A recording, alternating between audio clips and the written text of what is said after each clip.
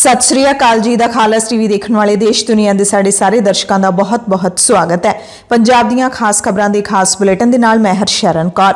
अज 20 अगस्त है, दिन शनिचरवार है। नानकशाही संमत 554 के मुताबिक अज 4 भादों है। खबरों के इस खास बुलेटिन दे विच तुहानूं सारियां वड्डियां ताज़ा ते अहम खबरां दस दिंदे हां। सीबीआई दे वल्लों कल दिल्ली दे विच उप मुख मंत्री मनीष सिसोदिया दे घर ते छापेमारी की गई, जिस तो बाद पंजाब ते दिल्ली दे विच पूरा रौला पैंदा रहा। FIR दर्ज की गई है, उस तो बाद छापेमारी की गई है। सिसोदिया सने 13 व्यक्तियां ते 2 कंपनियां नूं मुलजम दे वजों नामजद किया गया है FIR दे विच। जबकि दूसरे पासे मनीष सिसोदिया समेत सारी जिहड़ी आम आदमी पार्टी है उन्हां दे वल्लों इस मुद्दे नूं दिल्ली दे विच कीते जा रहे सिक्ख्या सुधारां दे नाल जोड़ के पेश किया गया। आज सुबह CBI की टीम आई थी, उन्होंने पूरे घर की तलाशी ली। मेरा जो कंप्यूटर है वो भी सीज करके ले गए, मेरा फ़ोन जो था पर्सनल वो भी सीज करके ले गए हैं। हमारी फैमिली ने पूरा सहयोग दिया जांच में, और आगे भी जो जांच होगी इस पूरे मामले में हम पूरा सहयोग देंगे। हमने कुछ गलत नहीं किया, हमने कहीं कोई भ्रष्टाचार नहीं किया, इसलिए हम डरते भी नहीं हैं। हम जानते हैं कि CBI का दुरुपयोग किया जा रहा है, CBI को ऊपर से यूज किया जा रहा है, ऊपर से कंट्रोल किया जा रहा है। सब लोग जानते हैं कि किस तरह से CBI को ऊपर से कंट्रोल करके दिल्ली सरकार के अच्छे काम रोकने की कोशिश की जा रही है। हम लोग ईमानदार लोग हैं, कट्टर ईमानदार लोग हैं, ईमानदारी से काम करते आए हैं। पिछले 7-8 साल से जब से राजनीति में आए, ईमानदारी की राजनीति करते आए हैं। हमने कहीं कुछ गलत नहीं किया और आगे भी करते रहेंगे। हमने बहुत ईमानदारी से काम करते हुए दिल्ली में स्कूल बनवाए हैं और लाखों बच्चों का भविष्य संवारा है। हमने ईमानदारी से काम करते हुए अस्पताल बनवाए हैं, लाखों लोगों को इलाज मिला है, लाखों लोगों की दुआएं हैं, लाखों बच्चों की, उनके पेरेंट्स की दुआएं हैं। हम उनके लिए काम करते रहेंगे। केंद्र सरकार जितना दुरुपयोग करना चाहे CBI का कर ले, क्योंकि हमने कुछ गलत नहीं किया, इसलिए हमारा कुछ नहीं बिगाड़ सकते। ये लाख रोकने की कोशिश करें, लेकिन स्कूल अस्पताल का काम, लोगों को अच्छी शिक्षा देने का काम, अच्छा इलाज देने का काम दिल्ली सरकार रोकेगी नहीं। जबकि भाजपा ने कहा कि मसला सिक्ख्या दा है ही नहीं, मसला आबकारी नीति दा है। दरअसल जिहड़ी दिल्ली दे विच नवीं आबकारी नीति बनाई गई सी, उस नूं लै के राज्यपाल दी सिफारिश ते इह परचा दर्ज किया गया। उस तो बाद छापेमारी की गई है। अरविंद केजरीवाल समेत सारिਆਂ ने सिसोदिया का बचाव किया। अरविंद केजरीवाल ने कहा कि CBI के छापे चंगे कामां दा इनाम है ते पता लग्या कि ED भी इस मामले की जांच कर सकती है। ED दिल्ली आबकारी नीति नाल जुड़े केस विच काले धन नूं सफेद करन दे नुकते तो जांच कर सकती है। सूत्रां मुताबिक संघी एजेंसी मनी लॉन्ड्रिंग कानून दीआं फौजदारी धारावां तहत रस्मी केस दर्ज करन तो पहलां CBI तो केस की जानकारी लएगी। वख-वख सरकारी अधिकारियों ते होरनां व्यक्तियों की शमूलियत की जांच भी की जाऊगी। इस तो पहलां दिल्ली के सेहत मंत्री सतेंद्र जैन नूं भी हिरासत दे विच पुलिस ने लिया होया। उस तो बाद हुण पंजाब दे विच भी दिल्ली दी तर्ज ते बनाई गई नवीं शराब नीति की जांच कीते जाण दी मंग उठण लगी है ते कल दे छापिਆਂ ने पंजाब के शराब ठेकेदारां ते आबकारी अफसरां नूं भी डरा के रख दिता है। जिहड़े शराब कारोबारियों कोल दिल्ली विच शराब का काम है, उन्हां विचों कईयां कोले पंजाब दे विच भी शराब का कारोबार है ते नवीं शराब नीति है जिहड़ी छोटे जिहड़े ठेकेदार ने शराब दे उन्हां नूं आउट कर दिंदी है बिजनेस दे विचों ते हुण अफसरशाही नूं खौफ है कि CBI पंजाब की आबकारी नीति तक भी पहुंच सकती है। ते कल आम आदमी पार्टी दे वल्लों जदों न्यूयॉर्क टाइम्स दे पहले पन्ने वाली खबर साझी करके दावा किया कि न्यूयॉर्क टाइम्स के पहले पन्ने ते एक खबर छपी है तो बीजेपी ने इसनूं पेड न्यूज़ करार दिता, जिस तो बाद न्यूयॉर्क टाइम्स ने बीजेपी का दावा खारिज करदिआं कहा कि साडी रिपोर्ट निरपक्ष है, ज़मीनी हकीकत उत्ते आधारित है, असीं कदे भी पेड पत्रकारी नहीं करते। हालांकि न्यूयॉर्क टाइम्स का जिहड़ा ट्विटर पेज है, ट्विटर अकाउंट है, उसते सानूं न्यूयॉर्क टाइम्स का दावा नहीं लभ्या, पर पंजाबी ट्रिब्यून अखबार दे विच एक खबर छपी है। अते दिल्ली के मुख्यमंत्री अरविंद केजरीवाल ने भी इंडिया टुडे दी एडिटर प्रीति चौधरी दे एक ट्वीट नूं रीट्वीट किया है, जिसदे विच लिखिया होया है कि न्यूयॉर्क टाइम्स ने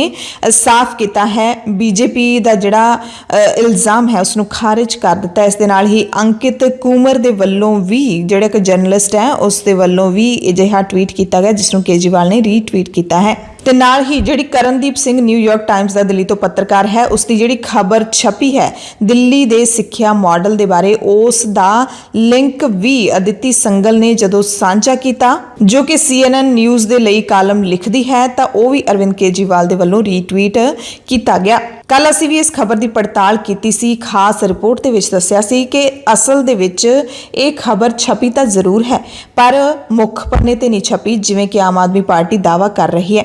ਆਮ ਆਦਮੀ ਪਾਰਟੀ ਦੇ ਵੱਲੋਂ ਜਿਹੜਾ ਦਾਅਵਾ ਕੀਤਾ ਜਾ ਰਿਹਾ ਹੈ ਤੇ ਇੱਕ ਪੇਜ ਸਾਂਝਾ ਕੀਤਾ ਜਾ ਰਿਹਾ ਹੈ, ਉਹ ਖਬਰ ਨਿਊਯਾਰਕ ਟਾਈਮਜ਼ ਦੇ ਉਸ ਤਰੀਕੇ ਦੇ ਨਾਲ ਨਹੀਂ ਛਪੀ, ਪਰ ਕਰਨਦੀਪ ਸਿੰਘ ਵੱਲੋਂ ਖਬਰ ਛਾਪੀ ਜ਼ਰੂਰ ਗਈ ਹੈ।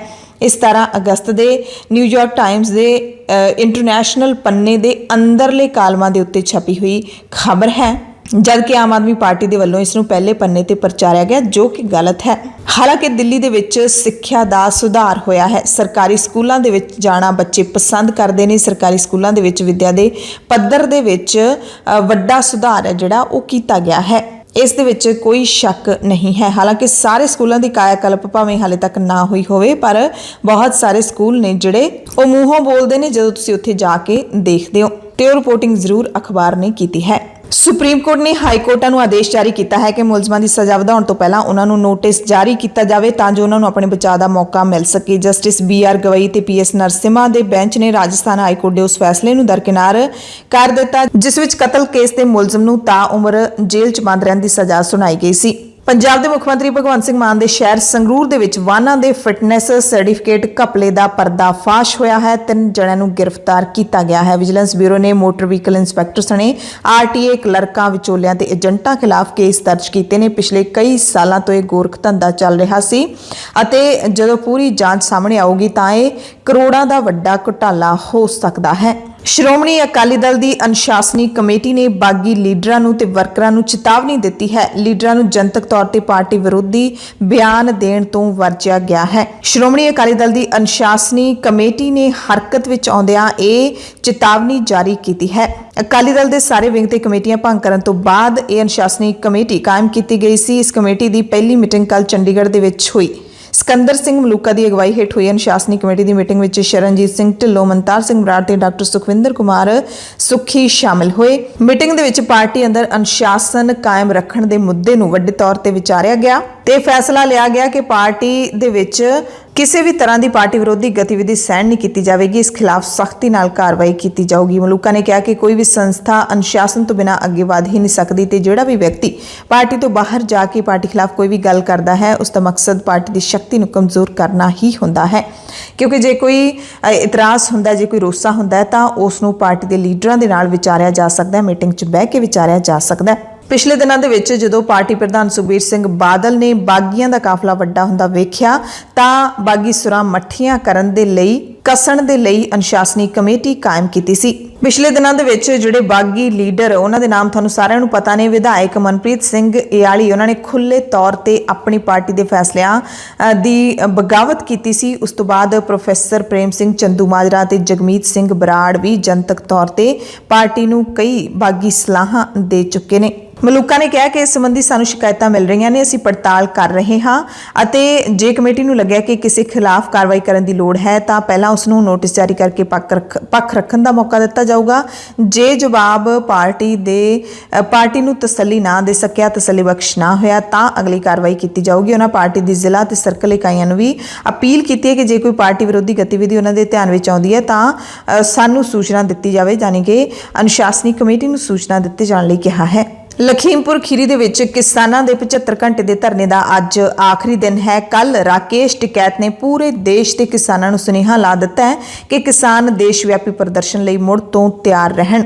ਟਿਕੈਤ ਨੇ ਕਿਹਾ ਕਿ ਛੇਤੀ ਹੀ ਸਮਾਂ ਤੇ ਸਥਾਨ ਦੱਸ ਦਿੱਤਾ ਜਾਊਗਾ ਕਿ ਪਹਿਲਾਂ ਵਾਂਗੂ ਦੇਸ਼ ਵਿਆਪੀ ਧਰਨਾ ਕਿੱਥੇ ਲੱਗਣਾ ਹੈ, ਕਿਉਂਕਿ ਕੇਂਦਰ ਸਰਕਾਰ ਮੰਗਾਂ ਮੰਨਣ ਤੋਂ ਇਨਕਾਰੀ ਹੁੰਦੀ ਜਾ ਰਹੀ ਹੈ। ਕੇਂਦਰ ਸਰਕਾਰ ਨੇ ਲਿਖ ਕੇ ਦਿੱਤਾ ਸੀ, ਸਾਡਾ ਮੋਰਚਾ ਕਹਿੰਦੇ ਉੱਥੋਂ ਚੁਕਵਾਇਆ ਸੀ ਤੇ ਸਾਨੂੰ ਬੀਜੇਪੀ ਦੀ ਨੀਅਤ ਦਾ ਪਤਾ ਸੀ, ਇਸ ਕਰਕੇ ਮੋਰਚੇ ਨੂੰ ਅਸੀਂ ਮੁਲਤਵੀ ਕੀਤਾ ਸੀ ਤੇ ਉਹ ਮੁਲਤਵੀ ਕੀਤਾ ਗਿਆ ਮੋਰਚਾ ਮੁੜ ਤੋਂ ਕਦੇ ਕਿਸੇ ਵੀ ਟਾਈਮ ਸ਼ੁਰੂ ਹੋ ਸਕਦਾ ਹੈ। ਇਸ ਕਰਕੇ ਕਿਸਾਨ ਮੋਰਚਾ ਲਾਉਣ ਦੇ ਲਈ ਤਿਆਰ ਰਹਿਣ।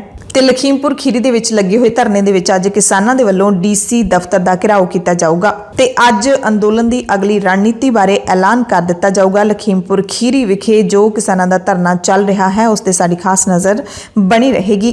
ਕਿਸਾਨ ਅੱਜ ਧਰਨੇ ਵਾਲੀ ਥਾਂ ਤੋਂ ਮਾਰਚ ਕੱਢਦੇ ਹੋਏ ਡੀਸੀ ਦਫ਼ਤਰ ਤੱਕ ਜਾਣਗੇ ਤੇ ਉੱਥੇ ਮੰਗ ਪੱਤਰ ਸੌਂਪ ਕੇ ਆਉਣਗੇ। ਕਿਸਾਨਾਂ ਦੇ ਵੱਲੋਂ ਲਖੀਮਪੁਰ ਖੀਰੀ ਕਤਲ ਕਾਂਡ ਦੇ ਇਨਸਾਫ ਦੀ ਮੰਗ ਕੀਤੀ ਜਾ ਰਹੀ ਹੈ। ਅਜੇ ਮਿਸ਼ਰਾ ਟੇਨੀ ਨੂੰ ਕੇਂਦਰੀ ਕੈਬਨਿਟ ਚੋਂ ਬਾਹਰ ਕੱਢਣ ਦੀ ਮੰਗ ਕੀਤੀ ਜਾ ਰਹੀ ਹੈ। ਕਿਸਾਨਾਂ ਖਿਲਾਫ ਦਰਜ ਪਰਚੇ ਰੱਦ ਕਰਨ ਦੀ ਮੰਗ ਹੈ। ਇਸ ਦੇ ਨਾਲ ਹੋਰ ਵੀ ਕਈ ਕਿਸਾਨੀ ਮੰਗਾਂ ਨੇ ਜਿਹੜੀਆਂ ਯੂਪੀ ਦੇ ਵਿੱਚ ਕਿਸਾਨ ਮਨਵਾਉਣ ਦੀ ਕੋਸ਼ਿਸ਼ ਕਰ ਰਹੇ ਨੇ ਤੇ ਸੰਯੁਕਤ ਕਿਸਾਨ ਮੋਰਚੇ ਦੇ ਵੱਲੋਂ ਵਿੱਢੇ ਗਏ ਇਸ ਸੰਘਰਸ਼ ਦੇ ਦਰਮਿਆਨ ਅੱਜ ਤੋਂ ਬਾਅਦ ਪਰਸੋਂ ਨੂੰ ਦਿੱਲੀ ਦੇ ਵਿੱਚ ਜੰਤਰ ਮੰਤਰ ਤੇ ਧਰਨਾ ਦਿੱਤਾ ਜਾਊਗਾ ਤੇ ਮਾਲਵੇ ਦੇ ਪਿੰਡਾਂ ਦੇ ਵਿੱਚ ਤਿਆਰੀਆਂ ਵੀ ਹੋ ਰਹੀਆਂ ਨੇ। ਮੁੜ ਤੋਂ ਦਿੱਲੀ ਨੂੰ ਚਾਲੇ ਪਾਉਣ ਦੀਆਂ ਤਿਆਰੀਆਂ ਹੋ ਰਹੀਆਂ ਨੇ।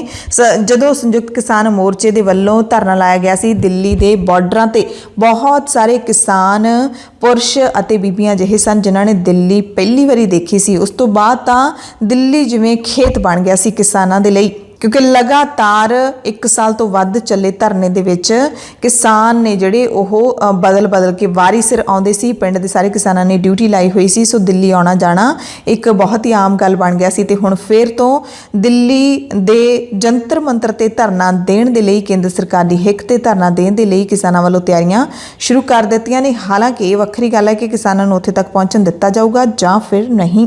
ਇਧਰ ਪੰਜਾਬ ਦੀਆਂ 5 ਉਹ ਕਿਸਾਨ ਜਥੇਬੰਦੀਆਂ ਜਿਨ੍ਹਾਂ ਨੇ ਚੋਣਾਂ ਦੇ ਵਿੱਚ ਹਿੱਸਾ ਲਿਆ ਸੀ ਉਹਨਾਂ ਨੇ ਵੀ ਸੰਘਰਸ਼ ਦਾ ਬਿਗਲ ਵਜਾ ਦਿੱਤਾ ਹੈ। ਭਾਰਤੀ ਕਿਸਾਨ ਯੂਨੀਅਨ ਰਾਜੇਵਾਲ, ਆਲ ਇੰਡੀਆ ਕਿਸਾਨ ਫੈਡਰੇਸ਼ਨ, ਕਿਸਾਨ ਸੰਘਰਸ਼ ਕਮੇਟੀ ਪੰਜਾਬ, ਭਾਰਤੀ ਕਿਸਾਨ ਯੂਨੀਅਨ ਮਾਨਸਾ ਤੇ ਆਜ਼ਾਦ ਕਿਸਾਨ ਸੰਘਰਸ਼ ਕਮੇਟੀ ਦੀ ਮੀਟਿੰਗ ਚੰਡੀਗੜ੍ਹ ਦੇ ਵਿੱਚ ਹੋਈ। ਬਲਵੀਰ ਸਿੰਘ ਰਾਜੇਵਾਲ ਦੀ ਪ੍ਰਧਾਨਗੀ ਦੇ ਵਿੱਚ ਹੋਈ ਤੇ ਇਹਨਾਂ ਨੇ ਦੱਸਿਆ ਹੈ ਕਿ 15 ਸਤੰਬਰ ਨੂੰ ਅੰਮ੍ਰਿਤਸਰ ਦੇ ਮਹਿਤਾ ਚੌਂਕ, 20 ਨੂੰ ਫਤਿਹਗੜ੍ਹ ਸਾਹਿਬ, 30 ਨੂੰ ਫਗਵਾੜੇ, 5 ਅਕਤੂਬਰ ਨੂੰ ਨਾਭਾ, 10 ਨੂੰ ਬਠਿੰਡਾ ਤੇ 15 ਨੂੰ ਤਲਵੰਡੀ ਭਾਈ ਵਿੱਚ ਕਾਨਫਰੰਸਾਂ ਕੀਤੀਆਂ ਜਾਣਗੀਆਂ। ਕਿਸਾਨੀ ਸੰਘਰਸ਼ ਨੂੰ ਅੱਗੇ ਵਧਾਉਣ ਦੀ ਇੱਕ ਕਵਾਇਦ ਹੈ। ਰਾਜੇਵਾਲ ਦੀ ਪ੍ਰਧਾਨਗੀ ਦੇ ਵਿੱਚ ਕਿੰਨੇ ਕੁ ਕਿਸਾਨ ਜੁਟਦੇ ਨੇ ਇਹਨਾਂ ਕਾਨਫਰੰਸਾਂ ਦੇ ਵਿੱਚ ਇਹ ਦੇਖਣਾ ਵੀ ਅਹਿਮ ਰਹੇਗਾ। ਪੰਜਾਬ ਦੇ ਵਿੱਚ ਲੰਪੀ ਸਕਿਨ ਦੀ ਬਿਮਾਰੀ ਲਗਾਤਾਰ ਫੈਲਦੀ ਜਾ ਰਹੀ ਹੈ। ਬਹੁਤ ਹੀ ਕਹਿਰ ਇਸ ਬਿਮਾਰੀ ਦਾ ਵਧਿਆ ਹੋਇਆ ਹੈ। ਪਸ਼ੂ ਰੋਜ਼ਾਨਾ ਮਰ ਰਹੇ ਨੇ, ਰੋਜ਼ਾਨਾ ਇਸ ਬਿਮਾਰੀ ਤੋਂ ਪੀੜਿਤ ਹੋ ਰਹੇ ਨੇ। ਸਰਕਾਰ ਦੇ ਵੱਲੋਂ ਟੀਕੇ ਲਾਉਣ ਦੇ ਦਾਅਵੇ ਨੇ ਜਿਹੜੇ ਉਹ ਵੀ ਕੀਤੇ ਜਾ ਰਹੇ ਨੇ ਕਿ ਪੂਰੇ ਪੰਜਾਬ 'ਚ ਪਸ਼ੂਆਂ ਨੂੰ ਮੁਫਤ ਟੀਕੇ ਲਾਏ ਜਾ ਰਹੇ ਨੇ। ਇਹ ਬਿਮਾਰੀ ਖਾਸ ਕਰਕੇ ਗਊਆਂ ਦੇ ਵਿੱਚ ਫੈਲ ਰਹੀ ਹੈ ਤੇ ਇਸ ਦਰਮਿਆਨ ਪਸ਼ੂ ਪਾਲਕ ਮੁਆਵਜ਼ੇ ਦੀ ਮੰਗ ਕਰ ਰਹੇ ਨੇ ਜਿਨ੍ਹਾਂ ਦੇ ਪਸ਼ੂ ਮਰ ਰਹੇ ਨੇ। ਪਰ ਮਾਹਿਰਾਂ ਦੇ ਮੁਤਾਬਿਕ ਪੰਜਾਬ ਸਰਕਾਰ ਦੇ ਵੱਲੋਂ ਲੰਪੀ ਸਕਿਨ ਮਾਮਲਿਆਂ ਦੇ ਵਿੱਚ ਮੁਆਵਜ਼ਾ ਮਿਲਣ ਦੇ ਅਸਾਰ ਬਹੁਤ ਘੱਟ ਜਾਪਦੇ ਨੇ। ਮਾਹਿਰਾਂ ਦਾ ਕਹਿਣਾ ਹੈ ਕਿ ਇਸ ਬਿਮਾਰੀ ਨਾਲ ਪਸ਼ੂਆਂ ਦੀ ਮੌਤ ਹੋਣ ਦੀ ਸੂਰਤ ਵਿੱਚ ਮੁਆਵਜ਼ਾ ਦੇਣ ਵਾਸਤੇ ਮ੍ਰਿਤਕ ਪਸ਼ੂ ਦਾ ਪੋਸਟਮਾਰਟਮ ਹੋਣਾ ਲਾਜ਼ਮੀ ਹੁੰਦਾ, ਜਦਕਿ ਲੰਪੀ ਸਕਿਨ ਕਾਰਨ ਮਰੀਆਂ ਗਊਆਂ ਦਾ ਪੋਸਟਮਾਰਟਮ ਨਹੀਂ ਕੀਤਾ ਜਾ ਸਕਦਾ। ਪਸ਼ੂ ਪਾਲਣ ਦੇ ਡੇਅਰੀ ਵਿਕਾਸ ਵਿਭਾਗ ਦੇ ਅਧਿਕਾਰੀਆਂ ਦਾ ਕਹਿਣਾ ਹੈ ਕਿ ਹਰੇਕ ਸਾਲ ਹੀ ਜੁਲਾਈ ਮਹੀਨੇ ਦੌਰਾਨ ਲਾਗ ਲੱਗਣ ਜਾਂ ਬਿਮਾਰੀਆਂ ਕਾਰਨ ਮਰਨ ਵਾਲੇ ਪਸ਼ੂਆਂ ਦੀ ਗਿਣਤੀ ਆਮ ਨਾਲੋਂ ਵੱਧ ਹੁੰਦੀ ਹੈ। ਹਰੇਕ ਸਾਲ ਇਸ ਮਹੀਨੇ ਦੌਰਾਨ ਲਗਭਗ 500 ਪਸ਼ੂਆਂ ਦਾ ਪੋਸਟਮਾਰਟਮ ਹੁੰਦਾ ਰਿਹਾ ਹੈ, ਪਰ ਇਸ ਸਾਲ ਪਸ਼ੂਆਂ 'ਚ ਫੈਲੀ ਲੰਪੀ ਸਕਿਨ ਦੀ ਬਿਮਾਰੀ ਕਾਰਨ 1 ਮਹੀਨੇ ਵਿੱਚ 5000 ਤੋਂ ਵੱਧ ਗਊਆਂ ਦੀ ਮੌਤ ਹੋ ਗਈ ਹੈ। ਸਰਕਾਰੀ ਅੰਕੜੇ ਦੱਸਦੇ ਨੇ ਕਿ ਪੰਜਾਬ ਦੇ ਵਿੱਚ 5500 ਦੇ ਕਰੀਬ ਪਸ਼ੂ ਮਾਰੇ ਗਏ ਨੇ। ਵੱਡੀ ਗਿਣਤੀ ਗਊਆਂ ਦੀ ਹੈ, ਜਦਕਿ ਬਿਮਾਰ ਪਸ਼ੂਆਂ ਦਾ ਅੰਕੜਾ ਤਾਂ 1 ਲੱਖ ਦੇ ਕਰੀਬ ਪਹੁੰਚ ਗਿਆ ਹੈ। ਪਰ ਮੁਆਵਜ਼ਾ ਮਿਲਣ ਦੇ ਅਸਾਰ ਕਾਨੂੰਨ ਦੇ ਮੁਤਾਬਿਕ ਘੱਟ ਜਾਪਦੇ ਨੇ। ਲੰਪੀ ਸਕਿਨ ਦੀ ਬਿਮਾਰੀ ਤੋਂ ਬਾਅਦ ਹੁਣ ਪੰਜਾਬ ਦੇ ਵਿੱਚ ਸੂਰਾਂ ਨੂੰ ਵੀ ਇੱਕ ਬਿਮਾਰੀ ਲੱਗ ਗਈ ਹੈ। ਸੂਰਾਂ ਦੇ ਸੈਂਪਲਾਂ ਵਿੱਚ ਅਮਰੀਕਨ ਸਵਾਈਨ ਫੀਵਰ ਦੀ ਪੁਸ਼ਟੀ ਹੋਣ ਤੋਂ ਬਾਅਦ ਪੰਜਾਬ ਸਰਕਾਰ ਨੇ ਸੂਬੇ ਦੇ ਪ੍ਰਭਾਵਿਤ ਖੇਤਰਾਂ ਅੰਦਰ ਸੂਰ ਦੀ ਫੀਡ ਤੇ ਹੋਰ ਸਮੱਗਰੀ ਲਿਜਾਣ ਤੇ ਲਿਆਉਣ ਤੇ ਪਾਬੰਦੀ ਲਾ ਦਿੱਤੀ ਹੈ। ਪੰਜਾਬ ਦੇ ਪਸ਼ੂ ਪਾਲਣ, ਮੱਛੀ ਪਾਲਣ ਤੇ ਡੇਅਰੀ ਵਿਕਾਸ ਮੰਤਰੀ ਲਾਲਜੀਤ ਸਿੰਘ ਭੁੱਲਰ ਨੇ ਕਿਹਾ ਕਿ ICAR ਕੌਮੀ ਉੱਚ ਰੱਖਿਆ ਪਸ਼ੂ ਰੋਗ ਸੰਸਥਾ ਭੋਪਾਲ ਵੱਲੋਂ ਜ਼ਿਲ੍ਹਾ ਪਟਿਆਲਾ ਤੋਂ ਭੇਜੇ ਗਏ ਸੂਰਾਂ ਦੇ ਸੈਂਪਲਾਂ ਵਿੱਚ ਅਫਰੀਕਨ ਸਵਾਈਨ ਫੀਵਰ ਦੀ ਪੁਸ਼ਟੀ ਕੀਤੀ ਗਈ ਹੈ ਤੇ ਅਫਰੀਕਨ ਸਵਾਈਨ ਫੀਵਰ ਦੀ ਰੋਕਥਾਮ, ਕੰਟਰੋਲ ਤੇ ਖਾਤਮਾ ਯਕੀਨੀ ਬਣਾਉਣ ਲਈ ਪੂਰੇ ਪੰਜਾਬ ਨੂੰ ਕੰਟਰੋਲਡ ਖੇਤਰ ਐਲਾਨ ਦਿੱਤਾ ਗਿਆ। ਮੰਤਰੀ ਨੇ ਦੱਸਿਆ ਕਿ ਇਸ ਸੰਬੰਧੀ ਪਸ਼ੂ ਪਾਲਣ ਵਿਭਾਗ ਵੱਲੋਂ ਨੋਟੀਫਿਕੇਸ਼ਨ ਵੀ ਜਾਰੀ ਕਰ ਦਿੱਤਾ ਗਿਆ। ਪਿੰਡ ਬਲਾਸਪੁਰ ਤੇ ਸਨੌਰੀ ਅੱਡਾ ਪਟਿਆਲਾ ਇਲਾਕੇ ਨੂੰ ਬਿਮਾਰੀ ਦਾ ਕੇਂਦਰ ਐਲਾਨਿਆ ਗਿਆ ਹੈ। ਮੰਤਰੀ ਨੇ ਕਿਹਾ ਕਿ ਕੋਈ ਵੀ ਜਿਉਂਦਾ ਜਾਂ ਮਰਿਆ ਸੂਰ, ਨਾਨ ਪ੍ਰੋਸੈਸਡ ਸੂਰ ਦਾ ਮੀਟ, ਸੂਰ ਪਾਲਣ ਫਾਰਮ, ਬੈਕਯਾਰਡ ਸੂਰ ਪਾਲਣ ਤੋਂ ਬਿਨਾਂ ਕੋਈ ਵੀ ਫੀਡ ਜਾਂ ਸਮੱਗਰੀ ਜਾਂ ਸਮਾਨ ਪ੍ਰਭਾਵਿਤ ਖੇਤਰ ਤੋਂ ਬਾਹਰ ਨਹੀਂ ਲਿਜਾਏ ਜਾਣਗੇ। ਇਸ ਲਈ ਲੋਕ ਵੀ ਸਾਰੇ ਧਿਆਨ ਰੱਖਣ। ਪਿਛਲੇ ਦਿਨੀ ਮੋਗਾ ਦੇ ਸਟੇਡੀਅਮ ਦੀ ਛੱਤ ਤੋਂ 12 ਅਗਸਤ ਨੂੰ ਥੱਲੇ ਸੁੱਟੀ ਗਈ ਲੜਕੀ ਲੁਧਿਆਣਾ ਦੇ ਹਸਪਤਾਲ ਦੇ ਵਿੱਚ ਜ਼ਿੰਦਗੀ ਤੇ ਮੌਤ ਦੀ ਲੜਾਈ ਲੜ ਰਹੀ ਹੈ। ਉਸ ਨਾਲ ਜ਼ਬਰਦਸਤੀ ਦੀ ਕੋਸ਼ਿਸ਼ ਕਰਨ ਵਾਲੇ ਤੇ ਛੱਤ ਤੋਂ ਥੱਲੇ ਸੁੱਟਣ ਵਾਲੇ ਲੜਕੇ 1 ਹਫ਼ਤਾ ਬੀਤਣ ਦੇ ਬਾਵਜੂਦ ਵੀ ਗ੍ਰਿਫਤਾਰ ਨਹੀਂ ਕੀਤੇ ਗਏ ਨੇ। ਇਸ ਰੋਸ ਦੇ ਵਿੱਚ ਲੜਕੀ ਨੇ ਪੰਜਾਬ ਸਰਕਾਰ ਅਤੇ ਪੰਜਾਬ ਪੁਲਿਸ ਨੂੰ ਚਿੱਠੀ ਲਿਖ ਕੇ ਇਨਸਾਫ ਦੀ ਮੰਗ ਕੀਤੀ ਹੈ। ਲੜਕੀ ਬਾਸਕਟਬਾਲ ਦੀ ਸੂਬਾ ਪੱਧਰੀ ਖਿਡਾਰਨ ਹੈ ਤੇ 12ਵੀਂ ਜਮਾਤ ਦੀ ਵਿਦਿਆਰਥਣ ਹੈ। ਥੱਲੇ ਸੁੱਟਣ ਕਰਕੇ ਉਸ ਦੇ ਪੈਰ, ਲੱਤ, ਜਵਾੜੇ ਤੇ ਲੱਕ ਤੇ ਗੰਭੀਰ ਸੱਟਾਂ ਵੱਜੀਆਂ ਨੇ। ਹਾਲਾਂਕਿ ਮੋਗਾ ਸਿਟੀ ਪੁਲਿਸ ਨੇ ਕੁੜੀ ਦੇ ਪਿਤਾ ਦੇ ਬਿਆਨਾਂ ਤੇ ਜਤਨ ਕੰਡਾ ਤੇ ਉਸਦੇ ਸਾਥੀਆਂ ਖਿਲਾਫ ਕੇਸ ਦਰਜ ਕਰ ਲਿਆ, ਪਰ ਹਾਲੇ ਤੱਕ ਉਹ ਪੁਲਿਸ ਨੂੰ ਲੱਭੇ ਹੀ ਨਹੀਂ। ਇਹ ਬੜੀ ਹੈਰਾਨੀ ਦੀ ਗੱਲ ਹੈ। ਜਦਕਿ ਜ਼ਿਲ੍ਹਾ ਪੁਲਿਸ ਮੁਖੀ ਗੁਲਨੀਤ ਸਿੰਘ ਖੁਰਾਣਾ ਨੇ ਕਿਹਾ ਕਿ ਪੁਲਿਸ ਵੱਲੋਂ ਟੀਮਾਂ ਬਣਾ ਕੇ ਦੋਸ਼ੀਆਂ ਦੀ ਸਰਗਰਮੀ ਨਾਲ ਭਾਲ ਜਾਰੀ ਹੈ। ਕੁੜੀ ਨੇ ਜਿਹੜੀ ਚਿੱਠੀ ਪੰਜਾਬ ਸਰਕਾਰ ਤੇ ਪੁਲਿਸ ਨੂੰ ਲਿਖੀ ਹੈ ਉਸ ਦੇ ਵਿੱਚ ਉਸਨੇ ਦੱਸਿਆ ਹੈ ਕਿ ਲੜਕਾ ਉਸ ਨੂੰ ਪਹਿਲਾਂ ਤੋਂ ਹੀ ਜਾਣਦਾ ਸੀ ਤੇ ਉਸਨੇ ਧੋਖੇ ਨਾਲ ਉਸ ਨੂੰ ਸਟੇਡੀਅਮ ਦੇ ਵਿੱਚ ਬੁਲਾਇਆ, ਛੱਤ ਦੇ ਉੱਤੇ ਲੈ ਗਿਆ, ਜ਼ਬਰਦਸਤੀ ਕਰਨ ਦੀ ਕੋਸ਼ਿਸ਼ ਕੀਤੀ ਤੇ ਫਿਰ ਥੱਲੇ ਸੁੱਟ ਦਿੱਤਾ। ਉਸਨੇ ਅਪੀਲ ਕੀਤੀ ਹੈ, ਭਾਵੁਕਤਾ ਦੇ ਨਾਲ ਅਪੀਲ ਕੀਤੀ ਹੈ ਕਿ ਉਸ ਨੂੰ ਇਨਸਾਫ ਦਿੱਤਾ ਜਾਵੇ। ਲੁਧਿਆਣਾ ਦੇ ਟੈਂਡਰ ਘੁਟਾਲੇ ਦੀ ਗੱਲ ਕਰ ਲਈਏ, ਜਿਸ ਦੀ ਕਿ ਵਿਜੀਲੈਂਸ ਜਾਂਚ ਕਰ ਰਹੀ ਹੈ। ਇਸ ਦੇ ਵਿੱਚ ਤੇਲੂ ਰਾਮ ਨੂੰ ਵਿਜੀਲੈਂਸ ਨੇ ਫੜਿਆ ਹੋਇਆ ਤੇ ਪਤਾ ਲੱਗਿਆ ਕਿ ਵਿਜੀਲੈਂਸ ਕੋਲ ਤੇਲੂ ਰਾਮ ਕਈ ਭੇਤ ਖੋਲ ਰਿਹਾ ਹੈ। ਠੇਕੇਦਾਰ ਤੇਲੂ ਰਾਮ ਨੇ ਕਈ ਸਵਾਲਾਂ ਦੇ ਜਵਾਬ ਤਾਂ ਘੁਮਾ ਫਿਰਾ ਕੇ ਦਿੱਤੇ ਨੇ, ਗੁੰਮਰਾਹ ਕਰਨ ਦੀ ਕੋਸ਼ਿਸ਼ ਵੀ ਕੀਤੀ ਹੈ, ਪਰ ਲਗਾਤਾਰ ਕੀਤੀ ਜਾ ਰਹੀ ਪੁੱਛ ਪੜਤਾਲ ਤੋਂ ਬਾਅਦ ਤੇਲੂ ਰਾਮ ਨੇ ਆਪਣਾ ਮੂੰਹ ਖੋਲ੍ਹਿਆ ਹੈ, ਜਿਸ ਤੋਂ ਬਾਅਦ ਸਾਬਕਾ ਮੰਤਰੀ ਅਤੇ ਪੰਜਾਬ ਕਾਂਗਰਸ ਦੇ ਵੱਡੇ ਲੀਡਰ ਭਾਰਤ ਭੂਸ਼ਣ ਆਸ਼ੂ ਦਾ ਨਾਮ ਵੀ ਜਾਂਚ ਵਿੱਚ ਸ਼ਾਮਿਲ ਕਰ ਲਿਆ ਗਿਆ। ਇਸ ਦੇ ਨਾਲ ਹੀ ਹੁਣ ਸਨਅਤੀ ਸ਼ਹਿਰ ਸਮੇਤ ਨਵਾਂ ਸ਼ਹਿਰ ਤੇ ਇਸ ਦੇ ਨੇੜਲੇ ਇਲਾਕਿਆਂ ਦੇ ਕਈ ਵੱਡੇ ਕਾਂਗਰਸੀ ਲੀਡਰ ਵੀ ਵਿਜੀਲੈਂਸ ਦੀ ਰਡਾਰ ਤੇ ਆ ਗਏ ਨੇ। ਤੇਲੂ ਰਾਮ ਦਾ ਸ਼ਨੀਚਰਵਾਰ ਨੂੰ 3 ਦਿਨਾਂ ਦਾ ਰਿਮਾਂਡ ਖਤਮ ਹੋ ਜਾਊਗਾ, ਯਾਨੀ ਕਿ ਅੱਜ ਖਤਮ ਹੋ ਜਾਊਗਾ। ਇਸ ਤੋਂ ਬਾਅਦ ਉਸ ਨੂੰ ਮੁੜ ਅਦਾਲਤ ਵਿੱਚ ਪੇਸ਼ ਕੀਤਾ ਜਾਊਗਾ। ਹਾਲਾਂਕਿ ਅੰਦਰ ਖਾਤੇ FIR ਦੇ ਵਿੱਚ ਸਾਬਕਾ ਮੰਤਰੀ ਆਸ਼ੂ ਨੂੰ ਨਾਮਜ਼ਦ ਕਰ ਲਿਆ ਗਿਆ ਹੈ, ਪਰ ਕੋਈ ਵੀ ਅਧਿਕਾਰੀ ਨੇ ਇਸ ਦੀ ਪੁਸ਼ਟੀ ਨਹੀਂ ਕੀਤੀ ਹੈ ਜਨਤਕ ਤੌਰ ਤੇ। SSP ਵਿਜੀਲੈਂਸ ਰਵਿੰਦਰਪਾਲ ਸਿੰਘ ਸੰਧੂ ਨੇ ਸਿਰਫ ਇੰਨਾ ਹੀ ਕਿਹਾ ਕਿ ਮਾਮਲੇ ਦੀ ਜਾਂਚ ਕੀਤੀ ਜਾ ਰਹੀ ਹੈ। ਜਾਂਚ ਤੋਂ ਬਾਅਦ ਜੋ ਤੱਥ ਸਾਹਮਣੇ ਆਉਣਗੇ ਉਸ ਦੀ ਜਾਣਕਾਰੀ ਸਭ ਨੂੰ ਦਿੱਤੀ ਜਾਏਗੀ। ਦੱਸਿਆ ਜਾ ਰਿਹਾ ਹੈ ਕਿ ਤੇਲੂ ਰਾਮ ਦੇ ਰਾਹੀਂ 25 ਕਰੋੜ ਦਾ ਲੈਣ ਦੇਣ ਹੋਇਆ। ਹੁਣ ਵਿਜੀਲੈਂਸ ਦੀ ਟੀਮ ਇਹ ਜਾਂਚ ਕਰਨ 'ਚ ਲੱਗੀ ਹੈ ਕਿ 25 ਕਰੋੜ ਰੁਪਏ ਕਿੱਥੇ-ਕਿੱਥੇ ਦਿੱਤੇ ਗਏ ਤੇ ਕਿਸ-ਕਿਸ ਵੱਲੋਂ ਦਿੱਤੇ ਗਏ ਤੇ ਲਏ ਗਏ। ਠੇਕੇਦਾਰ ਤੇਲੂ ਰਾਮ ਦੀ ਗ੍ਰਿਫਤਾਰੀ ਤੋਂ ਬਾਅਦ ਕਈ ਲੀਡਰ ਤੇ ਅਧਿਕਾਰੀ ਪਰੇਸ਼ਾਨ ਨੇ। ਹਾਲਾਂਕਿ ਫੂਡ ਸਪਲਾਈ ਵਿਭਾਗ ਦੇ ਕਰਮਚਾਰੀਆਂ ਨੇ ਹੜਤਾਲ ਵੀ ਕਰ ਰੱਖੀ ਹੈ ਕਿ ਉਹਨਾਂ ਨੂੰ ਬਿਨਾਂ ਵਜ੍ਹਾ ਤੋਂ ਤੰਗ ਪਰੇਸ਼ਾਨ ਕੀਤਾ ਜਾ ਰਿਹਾ ਹੈ ਤੇ ਵਿਜੀਲੈਂਸ ਦੀ ਟੀਮ ਦੇ ਵੱਲੋਂ ਆਸ਼ੂ ਦੇ PA ਨੂੰ ਵੀ ਇਸ ਕੇਸ ਦੇ ਵਿੱਚ ਸ਼ਾਮਿਲ ਕੀਤਾ ਗਿਆ ਹੈ ਤੇ ਲਗਾਤਾਰ ਮੀਨੂ ਪੰਕਜ ਮਲਹੋਤਰਾ ਦੀ ਭਾਲ ਲਈ ਛਾਪੇਮਾਰੀ ਕੀਤੀ ਜਾ ਰਹੀ ਹੈ, ਪਰ ਪਤਾ ਲੱਗਿਆ ਹੈ ਕਿ ਮੀਨੂ ਪੰਕਜ ਸ਼ਹਿਰ 'ਚੋਂ ਫਰਾਰ ਹੋ ਚੁੱਕਿਆ ਹੈ। SSP ਰਵਿੰਦਰਪਾਲ ਸਿੰਘ ਸੰਧੂ ਦੇ ਮੁਤਾਬਿਕ ਭਾਲ ਮੀਨੂ ਦੀ ਲਗਾਤਾਰ ਕੀਤੀ ਜਾ ਰਹੀ ਹੈ, ਪਰ ਹਾਲੇ ਤੱਕ ਉਸ ਬਾਰੇ ਕੁਝ ਪਤਾ ਨਹੀਂ ਲੱਗਿਆ। ਪੰਜਾਬ ਦੇ ਮੁੱਖ ਮੰਤਰੀ ਭਗਵੰਤ ਸਿੰਘ ਮਾਨ ਨੇ ਕੱਲ ਚੰਡੀਗੜ੍ਹ ਦੇ ਵਿੱਚ ਵਾਲਮੀਕ ਭਾਈਚਾਰੇ ਦੇ ਲੀਡਰਾਂ ਦੇ ਨਾਲ ਮੀਟਿੰਗ ਕੀਤੀ ਅਤੇ ਸਪਸ਼ਟ ਕੀਤਾ ਕਿ ਸੂਬੇ ਦੀਆਂ ਜਾਂਚ ਏਜੰਸੀਆਂ ਕਿਸੇ ਵੀ ਜਾਂਚ ਪੜਤਾਲ ਲਈ ਪੂਰਨ ਤੌਰ ਤੇ ਸਮਰੱਥ ਨੇ ਤੇ ਕਿਸੇ ਵੀ ਕੇਂਦਰੀ ਏਜੰਸੀ ਨੂੰ ਜਾਂਚ ਸੌਂਪਣ ਦਾ ਸਵਾਲ ਹੀ ਪੈਦਾ ਨਹੀਂ ਹੁੰਦਾ।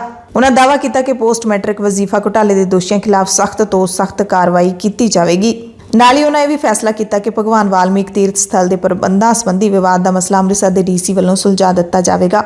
ਉਹਨਾਂ ਕਿਹਾ ਕਿ ਸਾਡੀ ਸਰਕਾਰ ਵੱਲੋਂ ਸਫਾਈ ਸੇਵਕਾਂ ਦੀਆਂ ਸੇਵਾਵਾਂ ਰੈਗੂਲਰ ਕੀਤੀਆਂ ਜਾ ਰਹੀਆਂ ਨੇ। ਇਸ ਮੁਹਿੰਮ ਦੀ ਸ਼ੁਰੂਆਤ ਲੁਧਿਆਣਾ ਤੋਂ ਕੀਤੀ ਜਾ ਚੁੱਕੀ ਹੈ ਤੇ ਭਵਿੱਖ ਵਿੱਚ ਸਾਰੀਆਂ ਭਰਤੀਆਂ ਰੈਗੂਲਰ ਆਧਾਰ ਤੇ ਕਰਨ ਦਾ ਉਪਰਾਲਾ ਕੀਤੇ ਜਾਣ ਦਾ ਦਾਅਵਾ ਵੀ ਕੀਤਾ। ਮੁੱਖ ਮੰਤਰੀ ਨੇ ਇਹ ਵੀ ਕਿਹਾ ਕਿ ਰਸੂਖਵਾਨ ਲੋਕਾਂ ਤੋਂ ਵਾਪਸ ਕਰਵਾਈ ਜਾ ਰਹੀ ਪੰਚਾਇਤੀ ਜ਼ਮੀਨ 'ਚੋਂ 33% ਦੀ ਜ਼ਮੀਨ ਅਨੁਸੂਚਿਤ ਜਾਤੀ ਭਾਈਚਾਰੇ ਨੂੰ ਦਿੱਤੀ ਜਾਵੇਗੀ। ਵਿਦਿਆਰਥੀਆਂ ਨੂੰ ਮਿਆਰੀ ਸਿੱਖਿਆ ਦੇ ਮੁਕਾਬਲੇ ਦੀ ਸਿਖਲਾਈ ਦੇਣ ਲਈ ਮੋਹਾਲੀ ਵਿੱਚ ਆਧੁਨਿਕ ਅੰਬੇਡਕਰ ਭਵਨ ਬਣਾਇਆ ਜਾਵੇਗਾ। ਉਹਨਾਂ ਨੇ DGP ਨੂੰ ਸੋਸ਼ਲ ਮੀਡੀਆ ਤੇ ਅਪਮਾਨਜਨਕ ਪੋਸਟਾਂ ਪਾਉਣ ਵਾਲਿਆਂ ਵਿਰੁੱਧ ਸਖਤ ਕਾਰਵਾਈ ਕਰਨ ਲਈ ਵੀ ਕਿਹਾ। ਜੇਲੋਂ ਜ਼ਮਾਨਤ ਤੇ ਬਾਹਰ ਆਏ ਸਾਬਕਾ ਕੈਬਨਿਟ ਮੰਤਰੀ ਵਿਕਰਮ ਸਿੰਘ ਮਜੀਠੀਆ ਨੇ ਕੱਲ ਪ੍ਰੈਸ ਕਾਨਫਰੰਸ ਕਰਕੇ ਕਈ ਵੱਡੇ ਇਲਜ਼ਾਮ ਵੀ ਲਾਏ ਤੇ ਜੇਲ੍ਹਾਂ ਦੇ ਪ੍ਰਬੰਧ ਬਾਰੇ ਵੀ ਗੱਲਾਂ ਬਾਤਾਂ ਕੀਤੀਆਂ। ਇਸ ਦਰਮਿਆਨ ਮਜੀਠੀਆ ਨੇ ਇਹ ਵੀ ਕਿਹਾ ਕਿ ਗੁਰੂ ਮਹਾਰਾਜ ਨਾਲ ਜੁੜਨ ਲਈ ਜੇਲ੍ਹ ਵਧੀਆ ਇਕਾਂਤ ਜਗ੍ਹਾ ਹੈ, ਇਸ ਕਰਕੇ ਹਰੇਕ ਆਦਮੀ ਨੂੰ ਇੱਕ ਵਾਰੀ ਜੇਲ੍ਹ ਜ਼ਰੂਰ ਜਾਣਾ ਚਾਹੀਦਾ ਹੈ। ਮਜੀਠੀਆ ਨੇ ਆਮ ਆਦਮੀ ਪਾਰਟੀ ਅਤੇ ਚੰਨੀ ਅਤੇ ਸਿੱਧੂ ਤੇ ਕਿਹੜੇ ਨਿਸ਼ਾਨੇ ਲਾਏ ਨੇ, ਅੱਗੇ ਵਿਸਥਾਰ 'ਚ ਤੁਹਾਨੂੰ ਦੱਸਾਂਗੇ। ਪੰਜਾਬ ਸਮੇਤ ਪੂਰੇ ਦੇਸ਼ ਅਤੇ ਵਿਦੇਸ਼ ਦੇ ਕੁਝ ਲੋਕਾਂ ਨੂੰ ਵੱਡੇ ਪੱਧਰ ਤੇ ਲੁੱਟਣ ਵਾਲੇ ਪਰਲਸ ਗਰੁੱਪ ਦੇ ਖਿਲਾਫ ਜਾਂਚ ਸ਼ੁਰੂ ਹੋ ਚੁੱਕੀ ਹੈ। ਪੰਜਾਬ ਦੇ ਮੁੱਖ ਮੰਤਰੀ ਭਗਵੰਤ ਮਾਨ ਦੇ ਹੁਕਮਾਂ ਤੋਂ ਬਾਅਦ ਇਹ ਜਾਂਚ ਆਰੰਭ ਦਿੱਤੀ ਗਈ ਹੈ ਤੇ ਸਾਰੇ ਮਾਮਲੇ ਨੂੰ ਕਾਨੂੰਨੀ ਨੁਕਤੇ ਤੋਂ ਘੋਖਣ ਦੀ ਜ਼ਿੰਮੇਵਾਰੀ ਬਿਊਰੋ ਆਫ ਇਨਵੈਸਟੀਗੇਸ਼ਨ ਨੂੰ ਸੌਂਪ ਦਿੱਤੀ ਗਈ ਹੈ।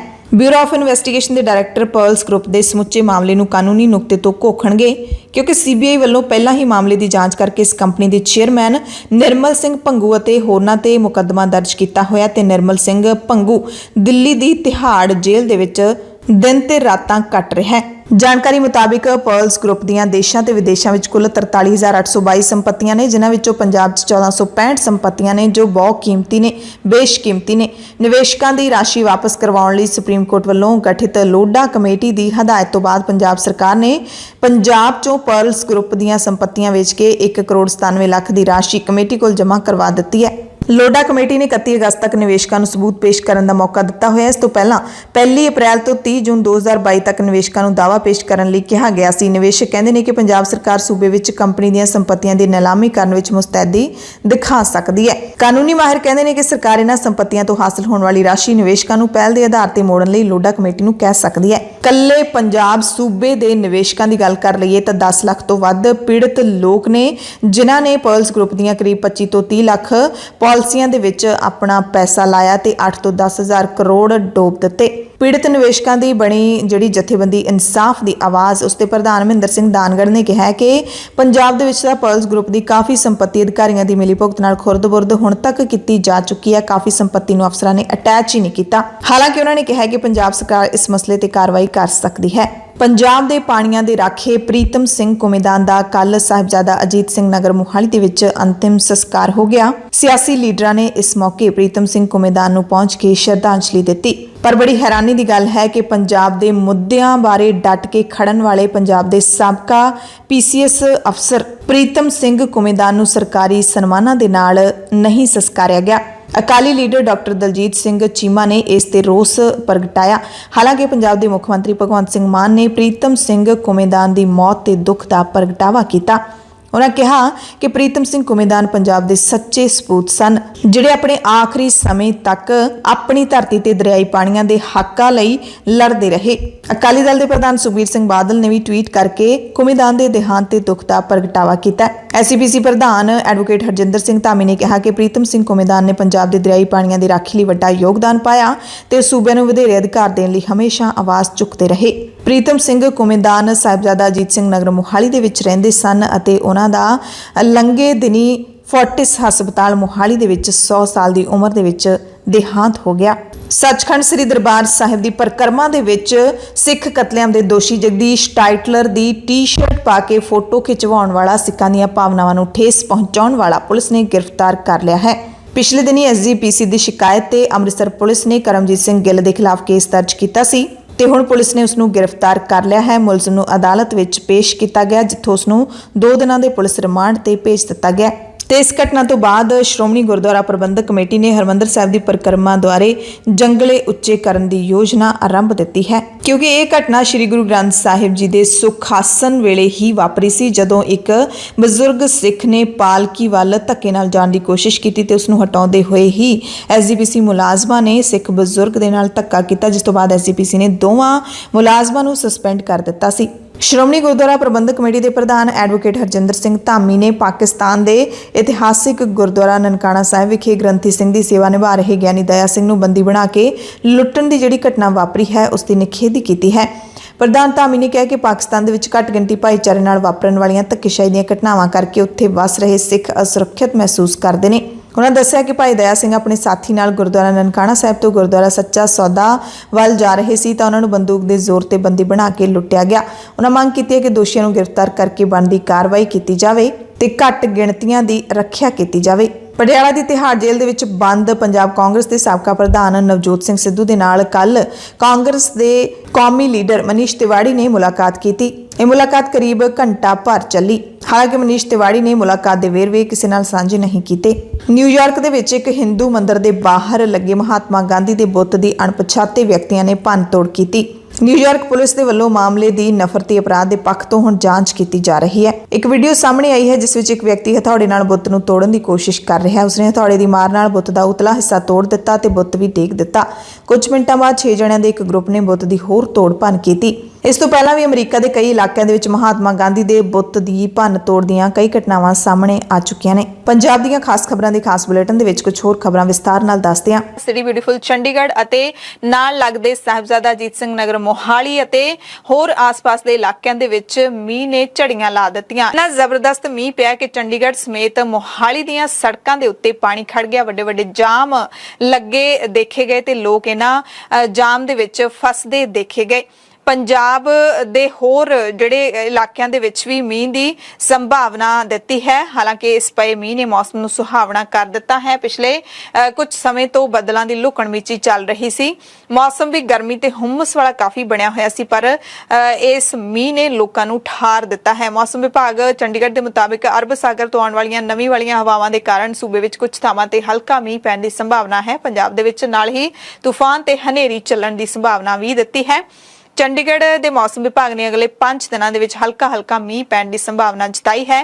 ਪੰਜਾਬ ਤੇ ਹਰਿਆਣਾ ਦੇ ਕੁਝ ਇਲਾਕਿਆਂ ਦੇ ਵਿੱਚ ਵੀ ਹਲਕਾ ਮੀਂਹ ਪੈ ਸਕਦਾ ਹੈ। ਗੁਆਂਢੀ ਸੂਬੇ ਹਰਿਆਣਾ ਦੇ ਵਿੱਚ 20 ਅਗਸਤ ਤੋਂ ਬਾਅਦ ਮੌਸਮ ਦੇ ਵਿੱਚ ਕਰਵਟ ਆ ਸਕਦੀ ਹੈ। ਸਰਗਰਮ ਮੌਨਸੂਨ ਕਾਰਨ ਹਰਿਆਣਾ ਦੇ ਲਗਭਗ ਸਾਰੇ ਜ਼ਿਲ੍ਹਿਆਂ ਦੇ ਵਿੱਚ ਮੀਂਹ ਦੀ ਸੰਭਾਵਨਾ ਦਿੱਤੀ ਗਈ ਹੈ। ਹਾਲਾਂਕਿ ਮੌਸਮ ਦੇ ਇਹ ਹਾਲਾਤ ਕਿਸਾਨਾਂ ਦੇ ਲਈ ਨੁਕਸਾਨਦੇਹ ਜ਼ਰੂਰ ਹੋ ਸਕਦੇ ਨੇ। ਖੇਤਾਂ ਵਿੱਚ ਪਾਣੀ ਖੜਨ ਨਾਲ ਫਸਲਾਂ ਨੇ ਜਿਹੜੀਆਂ ਉਹ ਖਰਾਬ ਹੋ ਸਕਦੀਆਂ ਨੇ। ਦਿੱਲੀ ਦੇ ਉਪ ਮੁੱਖ ਮੰਤਰੀ ਦੇ ਘਰੇ ਸੀਬੀਆਈ ਦੀ ਰੇਡ ਪਈ ਹੈ ਤਾਂ ਦਿੱਲੀ ਤੋਂ ਲੈ ਕੇ ਪੰਜਾਬ ਤੱਕ ਹੰਗਾਮਾ ਕਿਉਂ, ਹਲਚਲ ਕਿਉਂ?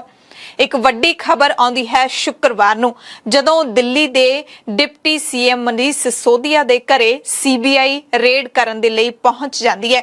ਮਨੀਸ਼ ਸਿਸੋਦੀਆ ਦੇ ਘਰ ਸਣੇ ਪੂਰੇ ਦੇਸ਼ ਦੇ ਵਿੱਚ 21 ਥਾਵਾਂ ਤੇ ਸੀਬੀਆਈ ਨੇ ਛਾਪੇਮਾਰੀ ਕੀਤੀ। ਇਹ ਵੀ ਖਬਰਾਂ ਜਿਹੜੀਆਂ ਸੂਤਰਾਂ ਮੁਤਾਬਕ ਦੱਸੀਆਂ ਜਾ ਰਹੀਆਂ ਨੇ ਕਿ ਸੀਬੀਆਈ ਨੇ ਮਨੀਸ਼ ਸਿਸੋਦੀਆ ਦੇ ਘਰੋਂ ਕੁਝ ਦਸਤਾਵੇਜ਼ ਚੁੱਕ ਲਏ ਨੇ। ਛਾਪਿਆਂ ਦਾ ਵਿਰੋਧ ਕਰਨ ਵਾਲੇ ਆਮ ਆਦਮੀ ਪਾਰਟੀ ਦੇ ਵਰਕਰ ਵੀ ਦਿੱਲੀ ਦੇ ਵਿੱਚ ਪੁਲਿਸ ਨੇ ਹਿਰਾਸਤ ਦੇ ਵਿੱਚ ਲਏ। ਦਰਅਸਲ ਮਸਲਾ ਸਾਰਾ ਦਿੱਲੀ ਦੀ ਨਵੀਂ ਆਬਕਾਰੀ ਨੀਤੀ ਦਾ ਹੈ। ਇਸ ਮਸਲੇ ਦੇ ਵਿੱਚ ਐਫਆਈਆਰ ਕੁਝ ਦਿਨ ਪਹਿਲਾਂ ਦਰਜ ਹੋ ਚੁੱਕੀ ਸੀ, ਜਿਸ ਤੋਂ ਬਾਅਦ ਸੀਬੀਆਈ ਨੇ ਸ਼ੁੱਕਰਵਾਰ ਨੂੰ ਦਿੱਲੀ ਦੇ ਡਿਪਟੀ ਸੀਐਮ ਮਨੀਸ਼ ਸਿਸੋਦੀਆ ਅਤੇ ਆਈਏਐਸ ਅਧਿਕਾਰੀ ਆਰਵ ਗੋਪੀ ਕ੍ਰਿਸ਼ਨਾ ਦੇ ਘਰ ਸਮੇਤ ਦਿੱਲੀ ਅਤੇ ਕੌਮੀ ਰਾਜਧਾਨੀ ਯਾਨੀ ਕਿ ਦਿੱਲੀ ਐਨਸੀਆਰ ਦੇ ਵਿੱਚ 21 ਥਾਵਾਂ ਤੇ ਛਾਪੇ ਮਾਰੇ। ਛਾਪੇਮਾਰੀ ਦੇ ਦੌਰਾਨ ਦਿੱਲੀ ਦੇ ਡਿਪਟੀ ਸੀਐਮ ਮਨੀਸ਼ ਸਿਸੋਦੀਆ ਘਰ ਵਿੱਚ ਮੌਜੂਦ ਸਨ ਜਾਂ ਫਿਰ ਨਹੀਂ ਸਨ, ਇਸ ਬਾਰੇ ਅਸੀਂ ਕੁਝ ਵੀ ਪੁਖਤਾ ਨਹੀਂ ਕਹਿ ਸਕਦੇ। ਹਾਲਾਂਕਿ ਅਧਿਕਾਰੀਆਂ ਨੇ ਦੱਸਿਆ ਕਿ ਸੀਬੀਆਈ ਨੇ ਪਿਛਲੇ ਸਾਲ ਨਵੰਬਰ ਦੇ ਵਿੱਚ ਲਿਆਂਦੀ ਗਈ ਦਿੱਲੀ ਸਰਕਾਰ ਦੀ ਆਬਕਾਰੀ ਨੀਤੀ ਨੂੰ ਬਣਾਉਣ ਅਤੇ ਲਾਗੂ ਕਰਨ ਦੇ ਵਿੱਚ ਕਥਿਤ ਬੇਨਿਯਮੀਆਂ ਦੇ ਸੰਬੰਧ ਵਿੱਚ ਐਫਆਈਆਰ ਦਰਜ ਕੀਤੀ ਤੇ ਛਾਪੇਮਾਰੀ ਦੀ ਇਸ ਕਾਰਵਾਈ ਤੋਂ ਬਾਅਦ ਮਨੀਸ਼ ਸਿਸੋਦੀਆ ਨੇ ਟਵਿੱਟਰ ਤੇ ਕਿਹਾ ਕਿ ਸਾਜ਼ਿਸ਼ਾਂ ਮੈਨੂੰ ਤੋੜ ਨਹੀਂ ਸਕਦੀਆਂ, ਚੰਗੀ ਸਿੱਖਿਆ ਲਈ ਕੰਮ ਕਰਦਾ ਰਹਾਂਗਾ। ਸਿਸੋਦੀਆ ਨੇ ਟਵੀਟ ਕੀਤੇ, 2-3 ਟਵੀਟ ਕੀਤੇ। ਕਹਿੰਦੇ ਸੀਬੀਆਈ ਪਹੁੰਚ ਗਈ ਹੈ ਪਰ ਅਸੀਂ ਕੱਟੜ ਇਮਾਨਦਾਰ ਹਾਂ, ਲੱਖਾਂ ਬੱਚਿਆਂ ਦਾ ਭਵਿੱਖ ਤਿਆਰ ਕਰ ਰਹੇ ਹਾਂ, ਲੱਖਾਂ ਬੱਚਿਆਂ ਦਾ ਪਿਆਰ ਮੇਰੇ ਨਾਲ ਹੈ, ਸਾਡੀ ਸਰਕਾਰ ਦੇ ਨਾਲ ਹੈ। ਪਰ ਕਹਿੰਦੇ ਮੰਦਭਾਗੀ ਗੱਲ ਹੈ ਕਿ ਸਾਡੇ ਦੇਸ਼ ਦੇ ਵਿੱਚ ਚੰਗਾ ਕੰਮ ਕਰਨ ਵਾਲਿਆਂ ਨੂੰ ਪਰੇਸ਼ਾਨ ਕੀਤਾ ਜਾਂਦਾ ਹੈ, ਇਸ ਕਰਕੇ ਸਾਡਾ ਦੇਸ਼ ਨੰਬਰ 1 ਨਹੀਂ ਬਣ ਸਕਿਆ। ਕਹਿੰਦੇ ਮੈਂ ਜਾਂਚ ਵਿੱਚ ਪੂਰਾ ਸਹਿਯੋਗ ਦੇਵਾਂਗਾ ਤਾਂ ਜੋ ਸੱਚ ਛੇਤੀ ਸਾਹਮਣੇ ਆ ਸਕੇ। ਮਨੀਸ਼ ਸਿਸੋਦੀਆ ਦੇ ਘਰੇ ਸੀਬੀਆਈ ਦੇ ਛਾਪੇ ਦੀ ਖਬਰ ਜਿਵੇਂ ਹੀ ਫੈਲੀ, ਦਿੱਲੀ ਦੇ ਮੁੱਖ ਮੰਤਰੀ ਅਰਵਿੰਦ ਕੇਜਰੀਵਾਲ ਸਮੇਤ ਦਿੱਲੀ ਦੇ ਸਾਰੇ ਵੱਡੇ ਲੀਡਰ ਧੜਾਧੜ ਪ੍ਰੈਸ ਕਾਨਫਰੰਸਾਂ ਕਰਨ ਲੱਗੇ। ਦਿੱਲੀ ਤੋਂ ਲੈ ਕੇ ਪੰਜਾਬ ਤੱਕ ਪੂਰੀ ਹਲਚਲ ਮਚ ਗਈ। ਹਰ ਕੋਈ ਇਸ ਵੱਡੀ ਖਬਰ ਤੇ ਆਪਣਾ ਪ੍ਰਤੀਕਰਮ ਦੇਣ ਲੱਗਿਆ। ਜ਼ਾਹਿਰ ਤੌਰ ਤੇ ਆਮ ਆਦਮੀ ਪਾਰਟੀ ਦੇ ਲੀਡਰ ਆਪਣੇ ਲੀਡਰ ਦੇ ਹੱਕ ਵਿੱਚ ਬੋਲਦੇ ਰਹੇ ਅਤੇ ਵਿਰੋਧੀ ਧਿਰਾਂ ਨਿਸ਼ਾਨੇ ਸਾਧਦੀਆਂ ਰਹੀਆਂ। ਉਹਨਾਂ ਨੂੰ ਆਮ ਆਦਮੀ ਪਾਰਟੀ ਤੇ ਨਿਸ਼ਾਨੇ ਲਾਉਣ ਦੇ ਲਈ ਇੱਕ ਵੱਡੀ ਗੱਲ ਜੋ ਮਿਲ ਗਈ। ਦਿੱਲੀ ਦੇ ਮੁੱਖ ਮੰਤਰੀ ਅਰਵਿੰਦ ਕੇਜਰੀਵਾਲ ਨੇ ਵੀ ਪ੍ਰੈਸ ਕਾਨਫਰੰਸ ਕਰਕੇ ਕਿਹਾ ਕਿ ਜਿਹੜੇ ਸੀਬੀਆਈ ਦੇ ਛਾਪੇ ਨੇ ਉਹ ਸਾਡੇ ਚੰਗੇ ਕੰਮਾਂ ਦਾ ਇਨਾਮ ਨੇ, ਕਿਉਂਕਿ ਸਾਡੇ ਕੰਮਾਂ ਦੀ ਵਿਸ਼ਵ ਪੱਧਰ ਤੇ ਸ਼ਲਾਘਾ ਹੋ ਰਹੀ ਹੈ। ਮੁੱਖ ਮੰਤਰੀ ਨੇ ਕਿਹਾ ਕਿ ਸੀਬੀਆਈ ਦੇ ਛਾਪੇ ਪਹਿਲਾਂ ਵੀ ਪਏ ਸੀ, ਉਦੋਂ ਵੀ ਕੁਝ ਸਾਹਮਣੇ ਨਹੀਂ ਆਇਆ ਤੇ ਹੁਣ ਵੀ ਕੁਝ ਸਾਹਮਣੇ ਨਹੀਂ ਆਏਗਾ। ਇਹ ਦਾਅਵਾ ਕੀਤਾ ਅਰਵਿੰਦ ਕੇਜਰੀਵਾਲ ਨੇ। ਅਤੇ ਆਮ ਆਦਮੀ ਪਾਰਟੀ ਦੇ ਲੀਡਰਾਂ ਦੇ ਵੱਲੋਂ ਲਗਾਤਾਰ ਇੱਕ ਕੌਮਾਂਤਰੀ ਅੰਗਰੇਜ਼ੀ ਦੇ ਵੱਡੇ ਅਖਬਾਰ ਦੀ ਫੋਟੋ ਸਾਂਝੀ ਕੀਤੀ ਜਾ ਰਹੀ ਹੈ, ਜਿਸ ਦੇ ਵਿੱਚ ਦਾਅਵਾ ਕੀਤਾ ਗਿਆ ਹੈ ਕਿ ਦਿੱਲੀ ਦੀ ਸਿੱਖਿਆ ਨੀਤੀ ਬਾਰੇ ਖਬਰ ਲੱਗੀ ਹੈ ਤੇ ਪਹਿਲੇ ਪੰਨੇ ਤੇ ਲੱਗੀ ਹੈ। कई झूठे केस कर चुके मनीष जी के ऊपर, मेरे ऊपर कई बार रेड कर चुके, सतिंदर जैन पे, कैलाश गहलोत पे, हमारे कितने लोगों पे ये लोग रेड कर चुके, कुछ नहीं मिला, अभी भी कुछ नहीं मिलेगा। तो सीबीआई अपना काम कर रही है, उसे घबराने की जरूरत नहीं है। सीबीआई को हम अपना काम करने दें। उनको ऊपर से आदेश हैं कि भाई इनको तंग करना है, ऊपर से आदेश हैं, अड़चने अड़ाओ। अड़चने आएंगी, काम नहीं रुकेगा। अड़चनों से काम किसी भी हालत में रुकने देना नहीं है। अब एक ही अपना मकसद है, इनके भरोसे अगर देश छोड़ दिया तो ये लोग भारत को कभी आगे नहीं आने देंगे, हमेशा टांग खींचेंगे। अब 130 करोड़ लोगों को मिलके भारत को आगे ले जाना है। ਪੰਜਾਬ ਦੇ ਮੁੱਖ ਮੰਤਰੀ ਭਗਵੰਤ ਸਿੰਘ ਮਾਨ ਵੀ ਭੜਕ ਉੱਠੇ। ਉਹਨਾਂ ਨੇ ਕੇਂਦਰ ਸਰਕਾਰ ਨੂੰ ਘੇਰਦਿਆਂ ਕਿਹਾ ਕਿ ਮਨੀਸ਼ ਸਿਸੋਦੀਆ ਆਜ਼ਾਦ ਭਾਰਤ ਦੇ ਸਰਵਉੱਤਮ ਸਿੱਖਿਆ ਮੰਤਰੀ ਨੇ। ਅੱਜ ਅਮਰੀਕਾ ਦੇ ਸਭ ਤੋਂ ਵੱਡੇ ਅਖਬਾਰ ਨਿਊਯਾਰਕ ਟਾਈਮਸ ਨੇ ਪਹਿਲੇ ਪੰਨੇ ਤੇ ਕਹਿੰਦੇ ਉਹਨਾਂ ਦੀ ਫੋਟੋ ਛਾਪੀ ਹੈ ਤੇ ਅੱਜ ਹੀ ਮੋਦੀ ਜੀ ਨੇ ਉਹਨਾਂ ਦੇ ਘਰੇ ਸੀਬੀਆਈ ਭੇਜ ਦਿੱਤੀ ਹੈ। ਇਸ ਤਰ੍ਹਾਂ ਭਾਰਤ ਕਿਵੇਂ ਤਰੱਕੀ ਕਰੂਗਾ, ਇਹ ਸਵਾਲ ਪੁੱਛਿਆ ਭਗਵੰਤ ਮਾਨ ਨੇ। ਦਿੱਲੀ ਤੋਂ ਆਮ ਆਦਮੀ ਪਾਰਟੀ ਦੇ ਰਾਜ ਸਭਾ ਮੈਂਬਰ ਸੰਜੇ ਸਿੰਘ ਨੇ ਕਿਹਾ ਕਿ ਬੀਜੇਪੀ ਨੂੰ ਰਾਤ ਭਰ ਇੱਕੋ ਹੀ ਚਿੰਤਾ ਲੱਗੀ ਰਹਿੰਦੀ ਹੈ ਕਿ ਕਿਵੇਂ ਕੇਜਰੀਵਾਲ ਨੂੰ ਰੋਕਿਆ ਜਾਵੇ, ਪਰ ਕਹਿੰਦੇ ਹੁਣ ਸੀਐਮ ਕੇਜਰੀਵਾਲ ਰੁਕਣ ਵਾਲੇ ਨਹੀਂ ਹਨ। ਕੇਂਦਰ ਨੇ ਪਹਿਲਾਂ ਸਾਡੇ ਸਿਹਤ ਮੰਤਰੀ ਸਤਿੰਦਰ ਜੈਨ ਨੂੰ ਜੇਲ੍ਹ ਵਿੱਚ ਡੱਕ ਦਿੱਤਾ ਤੇ ਹੁਣ ਸਿੱਖਿਆ ਮੰਤਰੀ ਨੂੰ ਜੇਲ੍ਹ ਦੇ ਵਿੱਚ ਡੱਕਣ ਦੀ ਤਿਆਰੀ ਕਰ ਰਹੇ ਨੇ, ਇਹ ਕਿਹਾ ਸੰਜੇ ਸਿੰਘ ਨੇ। जितनी कार्रवाइयां जितनी कोशिशें हो सकती है करो। तो कहीं ना कहीं भारतीय जनता पार्टी ने आज एक संदेश पूरे देश को यह भी दिया है कि अगला 2024 का जो चुनाव हिंदुस्तान में होने जा रहा है वो चुनाव आम आदमी party versus Bharatiya Janata party होगा। आज की घटना से, भाजपा की बौखलाहट से, मोदी जी की बौखलाहट से यह भी साबित हो गया है कि 2024 का चुनाव मोदी वर्सेस केजरीवाल होगा। ਪੰਜਾਬ ਤੋਂ ਆਮ ਆਦਮੀ ਪਾਰਟੀ ਦੇ ਰਾਜ ਸਭਾ ਮੈਂਬਰ ਰਾਘਵ ਚੱਡਾ ਨੇ ਕਿਹਾ ਕਿ ਦੇਸ਼ ਭਰ ਦੇ ਵਿੱਚ ਹੁਣ ਸਿਰਫ ਮੋਦੀ ਬਨਾਮ ਕੇਜਰੀਵਾਲ ਦੀ ਚਰਚਾ ਚੱਲ ਰਹੀ ਹੈ ਤੇ ਅਰਵਿੰਦ ਕੇਜਰੀਵਾਲ ਦੀ ਲੋਕਾਂ ਵਿੱਚ ਵੱਧ ਰਹੀ ਲੋਕਪ੍ਰਿਯਤਾ ਨੂੰ ਦੇਖ ਕੇ ਬੀਜੇਪੀ ਅਤੇ ਪ੍ਰਧਾਨ ਮੰਤਰੀ ਮੋਦੀ ਡਰ ਗਏ ਨੇ। ਰਾਘਵ ਚੱਡਾ ਨੇ ਪ੍ਰੈਸ ਕਾਨਫਰੰਸ ਵੀ ਕੀਤੀ ਅਤੇ ਟਵੀਟ ਵੀ ਕੀਤੇ। ਮਨੀਸ਼ ਸਿਸੋਦੀਆ ਨੇ ਜਿਹੜੇ ਟਵੀਟ ਕੀਤੇ ਸੀ ਉਹਨਾਂ ਨੂੰ ਰੀਟਵੀਟ ਵੀ ਕੀਤਾ ਤੇ ਉਹਨਾਂ ਨੇ ਵੀ ਦਾਅਵਾ ਕੀਤਾ ਕਿ ਵੱਡੇ ਅੰਗਰੇਜ਼ੀ ਅਖਬਾਰ ਨੇ ਤਾਂ ਸਾਡੀ ਸਿੱਖਿਆ ਨੀਤੀ ਦੀ ਪ੍ਰਸ਼ੰਸਾ ਕੀਤੀ ਹੈ। ਉਸੇ ਦਿਨ ਮੋਦੀ ਜੀ ਉਹਨਾਂ ਦੇ ਘਰੇ ਰੇਡ करवा रहे ने। सबसे तेज रफ्तार से बढ़ने वाली राजनीतिक शक्ति पॉलिटिकल पार्टी का नाम है आम आदमी पार्टी, उसके नायक का नाम है अरविंद केजरीवाल। और आज इस जन समर्थन को देख, अरविंद केजरीवाल जी की बढ़ती पॉपुलैरिटी को देख, करोड़ों भारतीयों के दिलों में अपनी जगह बना रहे अरविंद केजरीवाल जी का बढ़ता राष्ट्रीय स्तर पे कद देख आज भारतीय जनता पार्टी और प्रधानमंत्री मोदी जी डर गए हैं, घबरा गए हैं। ਸੋ ਮਨੀਸ਼ ਸਿਸੋਦੀਆ ਦੇ ਘਰੇ ਛਾਪੇਮਾਰੀ ਤੋਂ ਬਾਅਦ ਦਿੱਲੀ ਦੇ ਜਿਹੜੇ ਆਮ ਆਦਮੀ ਪਾਰਟੀ ਦੇ ਲੀਡਰ ਨੇ ਉਹਨਾਂ ਨੂੰ ਮੁੱਦੇ ਨੂੰ ਇਸ ਤਰੀਕੇ ਦੇ ਨਾਲ ਹਾਈਲਾਈਟ ਕਰਨ ਦੀ ਕੋਸ਼ਿਸ਼ ਕਿਤੇ ਨਾ ਕਿਤੇ ਕੀਤੀ ਹੈ ਜਿਵੇਂ ਅਰਵਿੰਦ ਕੇਜਰੀਵਾਲ ਨੂੰ ਇੱਕ ਨੈਸ਼ਨਲ ਲੀਡਰ ਤੇ ਵਜੋਂ ਸਥਾਪਿਤ ਕੀਤਾ ਜਾ ਰਿਹਾ ਹੋਵੇ। ਗੱਲਾਂ ਦੇ ਵਿੱਚ ਜਿਹੜਾ ਮਤਲਬ ਬਿਆਨਾਂ ਦੇ ਵਿੱਚ ਇਸ ਤਰੀਕੇ ਦੇ ਸ਼ਬਦ ਵਰਤੇ ਗਏ ਨੇ ਜਿਵੇਂ ਨਰਿੰਦਰ ਮੋਦੀ ਦੇ ਨਾਲ ਕੰਪੈਰੀਜ਼ਨ ਕੀਤਾ ਗਿਆ ਹੈ ਤੇ ਜ਼ਾਹਿਰ ਤੌਰ ਤੇ ਜੋ ਜਿਸ ਤਰੀਕੇ ਨਾਲ ਆਮ ਆਦਮੀ ਪਾਰਟੀ ਹੁਣ ਦਿੱਲੀ ਤੋਂ ਬਾਅਦ ਪੰਜਾਬ ਤੇ ਪੰਜਾਬ ਤੋਂ ਬਾਅਦ ਹੋਰ ਸੂਬਿਆਂ ਦੇ ਵਿੱਚ ਪੈਰ ਪਸਾਰ ਰਹੀ ਹੈ ਤਾਂ ਸੁਪਨਾ ਜਿਹੜਾ ਉਹ ਵੱਡਾ ਦੇਖਿਆ ਜਾ ਰਿਹਾ ਹੈ ਕਿ ਅਰਵਿੰਦ ਕੇਜਰੀਵਾਲ ਕਿਸੇ ਨਾ ਕਿਸੇ ਦਿਨ ਦੇਸ਼ ਦੇ ਪ੍ਰਧਾਨ ਮੰਤਰੀ ਬਣਨਗੇ। ਖੈਰ ਪੰਜਾਬ ਦੇ ਸਿਹਤ ਮੰਤਰੀ ਚੇਤਨ ਸਿੰਘ ਜੌੜੇ ਮਾਜਰਾ ਤੇ ਕੈਬਨਿਟ ਮੰਤਰੀ ਹਰਜੋਤ ਸਿੰਘ ਬੈਂਸ ਨੇ ਵੀ ਸੀਬੀਆਈ ਛਾਪਿਆਂ ਬਾਰੇ ਕਿਹਾ ਕਿ ਦੁਨੀਆ ਦੇ ਇੱਕ ਨੰਬਰ ਅਖਬਾਰ ਨੇ ਦਿੱਲੀ ਦੇ ਸਿੱਖਿਆ ਮਾਡਲ ਨੂੰ ਮਾਨਤਾ ਦਿੱਤੀ ਹੈ ਤੇ ਅਖਬਾਰ ਨੇ ਮਨੀਸ਼ ਸਿਸੋਦੀਆ ਦੇ ਸਿੱਖਿਆ ਸੁਧਾਰਾਂ ਦੀ ਸ਼ਲਾਘਾ ਕੀਤੀ ਹੈ ਜਿਸ ਕਰਕੇ ਸਿਸੋਦੀਆ ਦੇ ਘਰ ਸੀਬੀਆਈ ਨੂੰ ਭੇਜ ਦਿੱਤਾ ਗਿਆ ਹੈ ਕਿਉਂਕਿ ਬੀਜੇਪੀ ਨਹੀਂ ਚਾਹੁੰਦੀ ਕਿ ਸਿੱਖਿਆ ਵਿੱਚ ਸੁਧਾਰ ਹੋਵੇ ਤੇ ਦੁਨੀਆ ਦੇ ਵਿੱਚ ਇਹਨਾਂ ਦੀ ਚਰਚਾ ਹੋਵੇ।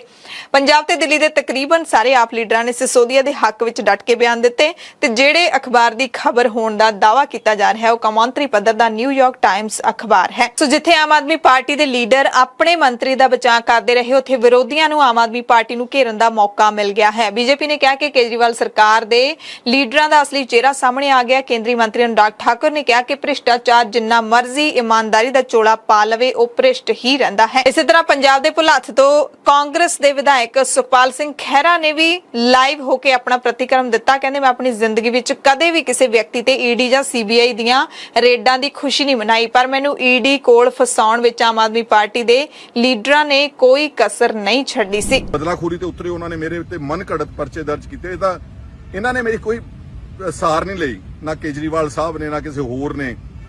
ਮੈਨੂੰ ਸੁਪਰੀਮ ਕੋਰਟ ਆਫ ਇੰਡੀਆ ਨੇ ਸਟੇ ਦਿੱਤਾ ਉਸ ਐਨਡੀਪੀਐਸ ਕੇਸ ਵਿੱਚ ਔਰ ਬਾਅਦ ਵਿੱਚ ਜੋ ਈਡੀ ਨੇ ਮੇਰੇ ਨਾਲ ਕੀਤਾ ਜੋ ਹੋਇਆ ਜੇਲ੍ਹ ਗਿਆ। ਮੈਨੂੰ ਜੇਲ੍ਹ ਜਾਣ ਦਾ ਕੋਈ ਗਿਲਾ ਨਹੀਂ ਹੈ, ਜੇਲ੍ਹਾਂ ਬੰਦਿਆਂ ਲਈ ਬਣੀਆਂ ਨੇ ਪਰ ਇਸ ਪਾਰਟੀ ਨੇ ਮੈਨੂੰ ਇਸਤੇਮਾਲ ਕਰਕੇ ਔਰ ਮੇਰਾ ਨੁਕਸਾਨ ਕੀਤਾ। ਦੂਸਰੀਆਂ ਪਾਰਟੀਆਂ ਦੇ ਕੀ ਕਹਿੰਦੇ ਹੁੰਦੇ ਆ ਕਿ ਦੇ ਯੂਜ਼ ਯੂ। ਇਹ ਇਸ ਪਾਰਟੀ ਦਾ ਇੱਕ ਨਵਾਂ ਫੰਡਾ ਹੈਗਾ ਦੇ use you and they try to destroy you. ਸੋ ਹੁਣ ਸਵਾਲ ਇਹ ਉੱਠਦਾ ਹੈ ਕਿ ਆਖਿਰਕਾਰ ਸਿਸੋਦੀਆ ਦੇ ਘਰੇ ਸੀਬੀਆਈ ਰੇਡ ਕਿਉਂ ਪਈ? ਸਿਸੋਦੀਆ ਨੇ ਅਜਿਹਾ ਆਖਿਰਕਾਰ ਕੀ ਕੀਤਾ?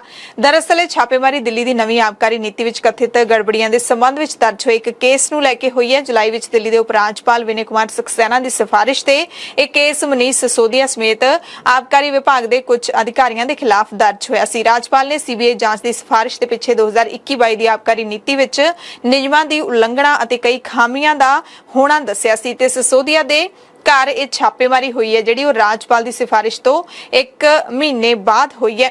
ਇਸ ਕੇਸ ਦੇ ਵਿੱਚ ਸਿਸੋਦੀਆ ਖਿਲਾਫ ਕਈ ਸ਼ਰਾਬ ਦੇ ਕਾਰੋਬਾਰੀਆਂ ਨੂੰ ਫਾਇਦਾ ਪਹੁੰਚਾਉਣ ਦਾ ਇਲਜ਼ਾਮ ਹੈ ਤੇ ਇਲਜ਼ਾਮ ਇਹ ਵੀ ਹੈ ਕਿ ਸਿਸੋਦੀਆ ਨੇ ਉਪ ਰਾਜਪਾਲ ਦੀ ਪ੍ਰਵਾਨਗੀ ਤੋਂ ਬਿਨਾਂ ਆਬਕਾਰੀ ਨੀਤੀ ਵਿੱਚ ਬਦਲਾਅ ਕਰ ਦਿੱਤਾ।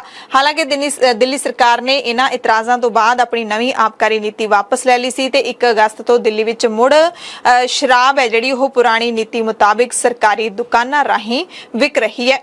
ਦਿੱਲੀ ਆਬਕਾਰੀ ਨੀਤੀ 2010 ਅਤੇ ਵਪਾਰਿਕ ਨਿਯਮਾਂ ਦਾ ਲੈਣ ਦੇਣ ਐਕਟ 1993 ਦੇ ਮੁਤਾਬਿਕ ਜੇ ਨੀਤੀ ਵਿੱਚ ਕੋਈ ਵੀ ਬਦਲਾਅ ਕੀਤਾ ਜਾਂਦਾ ਹੈ ਤਾਂ ਇਸ ਨੂੰ ਕੈਬਨਿਟ ਦੇ ਸਾਹਮਣੇ ਰੱਖਣਾ ਹੁੰਦਾ ਹੈ ਕਾਨੂੰਨ ਦੇ ਮੁਤਾਬਿਕ, ਜਿਸ ਤੋਂ ਬਾਅਦ ਇਸ ਨੂੰ ਉਪ ਰਾਜਪਾਲ ਦੀ ਪ੍ਰਵਾਨਗੀ ਦੇ ਲਈ ਭੇਜਣਾ ਹੁੰਦਾ ਹੈ। ਪਰ ਅਜਿਹਾ ਦਿੱਲੀ ਦੀ ਸਰਕਾਰ ਦੇ ਵੱਲੋਂ ਨਹੀਂ ਕੀਤਾ ਗਿਆ।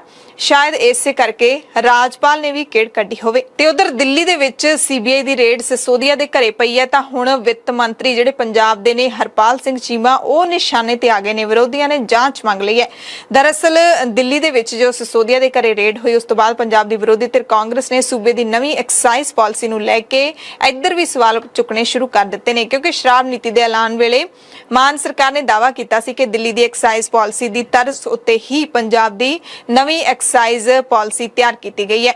ਹੁਣ ਕਾਂਗਰਸ ਦੇ ਵਿਧਾਇਕ ਤੇ ਸਾਬਕਾ ਸਿੱਖਿਆ ਮੰਤਰੀ ਪ੍ਰਗਟ ਸਿੰਘ ਨੇ ਵੀ ਪੰਜਾਬ ਦੀ ਨਵੀਂ ਐਕਸਾਈਜ਼ ਪਾਲਿਸੀ ਦੀ ਜਾਂਚ ਦੀ ਮੰਗ ਕੀਤੀ ਹੈ। ਉਹਨਾਂ ਕਿਹਾ ਕਿ ਜ਼ਾਹਿਰ ਤੌਰ ਤੇ ਕਿਸੇ ਵੀ ਪਾਲਿਸੀ ਨਾਲ ਦੇਸ਼ ਜਾਂ ਫਿਰ ਸੂਬੇ ਨੂੰ ਨੁਕਸਾਨ ਨਹੀਂ ਹੋਣਾ ਚਾਹੀਦਾ। ਉਹਨਾਂ ਕਿਹਾ ਕਿ ਏਜੰਸੀਆਂ ਦੀ ਦੁਰਵਰਤੋਂ ਵੀ ਨਹੀਂ ਹੋਣੀ ਚਾਹੀਦੀ ਪਰ ਸੱਚਾਈ ਸਾਹਮਣੇ ਆਉਣੀ ਵੀ ਜ਼ਰੂਰੀ ਹੈ। ਪ੍ਰਗਟ ਸਿੰਘ ਨੇ ਮੰਗ ਕੀਤੀ ਹੈ ਕਿ ਦਿੱਲੀ ਦੀ ਤਰਜ਼ ਤੇ ਹੀ ਪੰਜਾਬ ਦੀ ਐਕਸਾਈਜ਼ ਪਾਲਿਸੀ ਬਣੀ ਹੈ, ਇਸ ਕਰਕੇ ਪੰਜਾਬ ਦੀ ਨੀਤੀ ਦੀ ਵੀ ਜਾਂਚ ਹੋਣੀ ਚਾਹੀਦੀ ਹੈ। ਤੇ 2 ਦਿਨ ਪਹਿਲਾਂ ਜਦੋਂ 16 ਅਗਸਤ ਨੂੰ ਮਾਨ ਸਰਕਾਰ ਦੇ 5 ਮਹੀਨੇ ਪੂਰੇ ਹੋ ਗਏ ਸੀ ਤਾਂ ਵਿੱਤ ਮੰਤਰੀ ਹਰਪਾਲ ਚੀਮਾ ਨੇ ਸੂਬਾ ਸਰਕਾਰ ਦੀ ਨਵੀਂ ਐਕਸਾਈਜ਼ ਪਾਲਿਸੀ ਅਧੀਨ 5 ਮਹੀਨਿਆਂ ਦੇ ਅੰਦਰ 43% ਮੁਨਾਫੇ ਦਾ ਦਾਅਵਾ ਕੀਤਾ ਸੀ। ਉਹਨਾਂ ਕਿਹਾ ਸੀ ਕਿ ਪਿਛਲੇ ਸਾਲ ਅਪ੍ਰੈਲ ਤੋਂ ਲੈ ਕੇ ਅਗਸਤ ਤੱਕ ਸਰਕਾਰ ਨੇ ਐਕਸਾਈਜ਼ ਤੋਂ 2166 ਕਰੋੜ ਦੀ ਕਮਾਈ ਕੀਤੀ ਸੀ ਪਰ ਨਵੀਂ ਐਕਸਾਈਜ਼ ਪਾਲਿਸੀ ਦੀ ਵਜ੍ਹਾ ਕਰਕੇ 2022 ਦੇ 5 ਮਹੀਨਿਆਂ ਅੰਦਰ ਸਰਕਾਰ ਨੂੰ 3108 ਕਰੋੜ ਦੀ ਕਮਾਈ ਹੋਈ ਹੈ ਜੋ ਕਿ ਪਿਛਲੇ ਸਾਲ ਦੇ ਮੁਕਾਬਲੇ 941 ਕਰੋੜ ਰੁਪਏ ਵੱਧ ਹੈ। ਸਰਦਾਰ ਭਗਵੰਤ ਸਿੰਘ ਮਾਨ ਜੀ ਦੀ ਅਗਵਾਈ ਵਾਲੀ ਸਰਕਾਰ ਨੇ, ਆਮ ਆਦਮੀ ਪਾਰਟੀ ਦੀ ਸਰਕਾਰ ਨੇ ਇਹ ਜਿਹੜਾ ਟਾਰਗੇਟ ਆ 2022 ਦੇ ਵਿੱਚ ਜੁਲਾਈ ਅਪ੍ਰੈਲ ਮਈ ਜੂਨ ਜੁਲਾਈ ਅਗਸਤ ਦੇ ਵਿੱਚ ਜਿਹੜਾ ਹੈਗਾ 3108 ਕਰੋੜ ਰੁਪਏ ਦਾ ਜਿਹੜਾ ਹੈਗਾ ਮਾਲੀਆ ਹੁਣ ਤੱਕ ਰੈਵਨਿਊ ਸਾਈਡ ਤੋਂ ਉਹ ਅਸੀਂ ਵਸੂਲ ਕੀਤਾ ਗਿਆ। ਲਗਭਗ ਜਿਹੜੀ ਗਰੋਥ ਹੋਈ ਹੈਗੀ ਉਹ 941 ਕਰੋੜ ਰੁਪਏ ਦੀ ਹੋਈ ਆ, ਯਾਨੀ ਕੁੱਲ ਲਾ ਲਈਏ ਆਪਾਂ 43.47% ਦਾ ਇੱਕ ਵੱਡਾ ਰਿਕਾਰਡ ਇਜ਼ਾਫਾ ਜਿਹੜਾ ਉਹ ਸਾਡੀ ਨਵੀਂ ਐਕਸਾਈਜ਼ ਦੀ ਪਾਲਿਸੀ ਆਉਣ ਦੇ ਕਾਰਨ ਹੋਇਆਗਾ।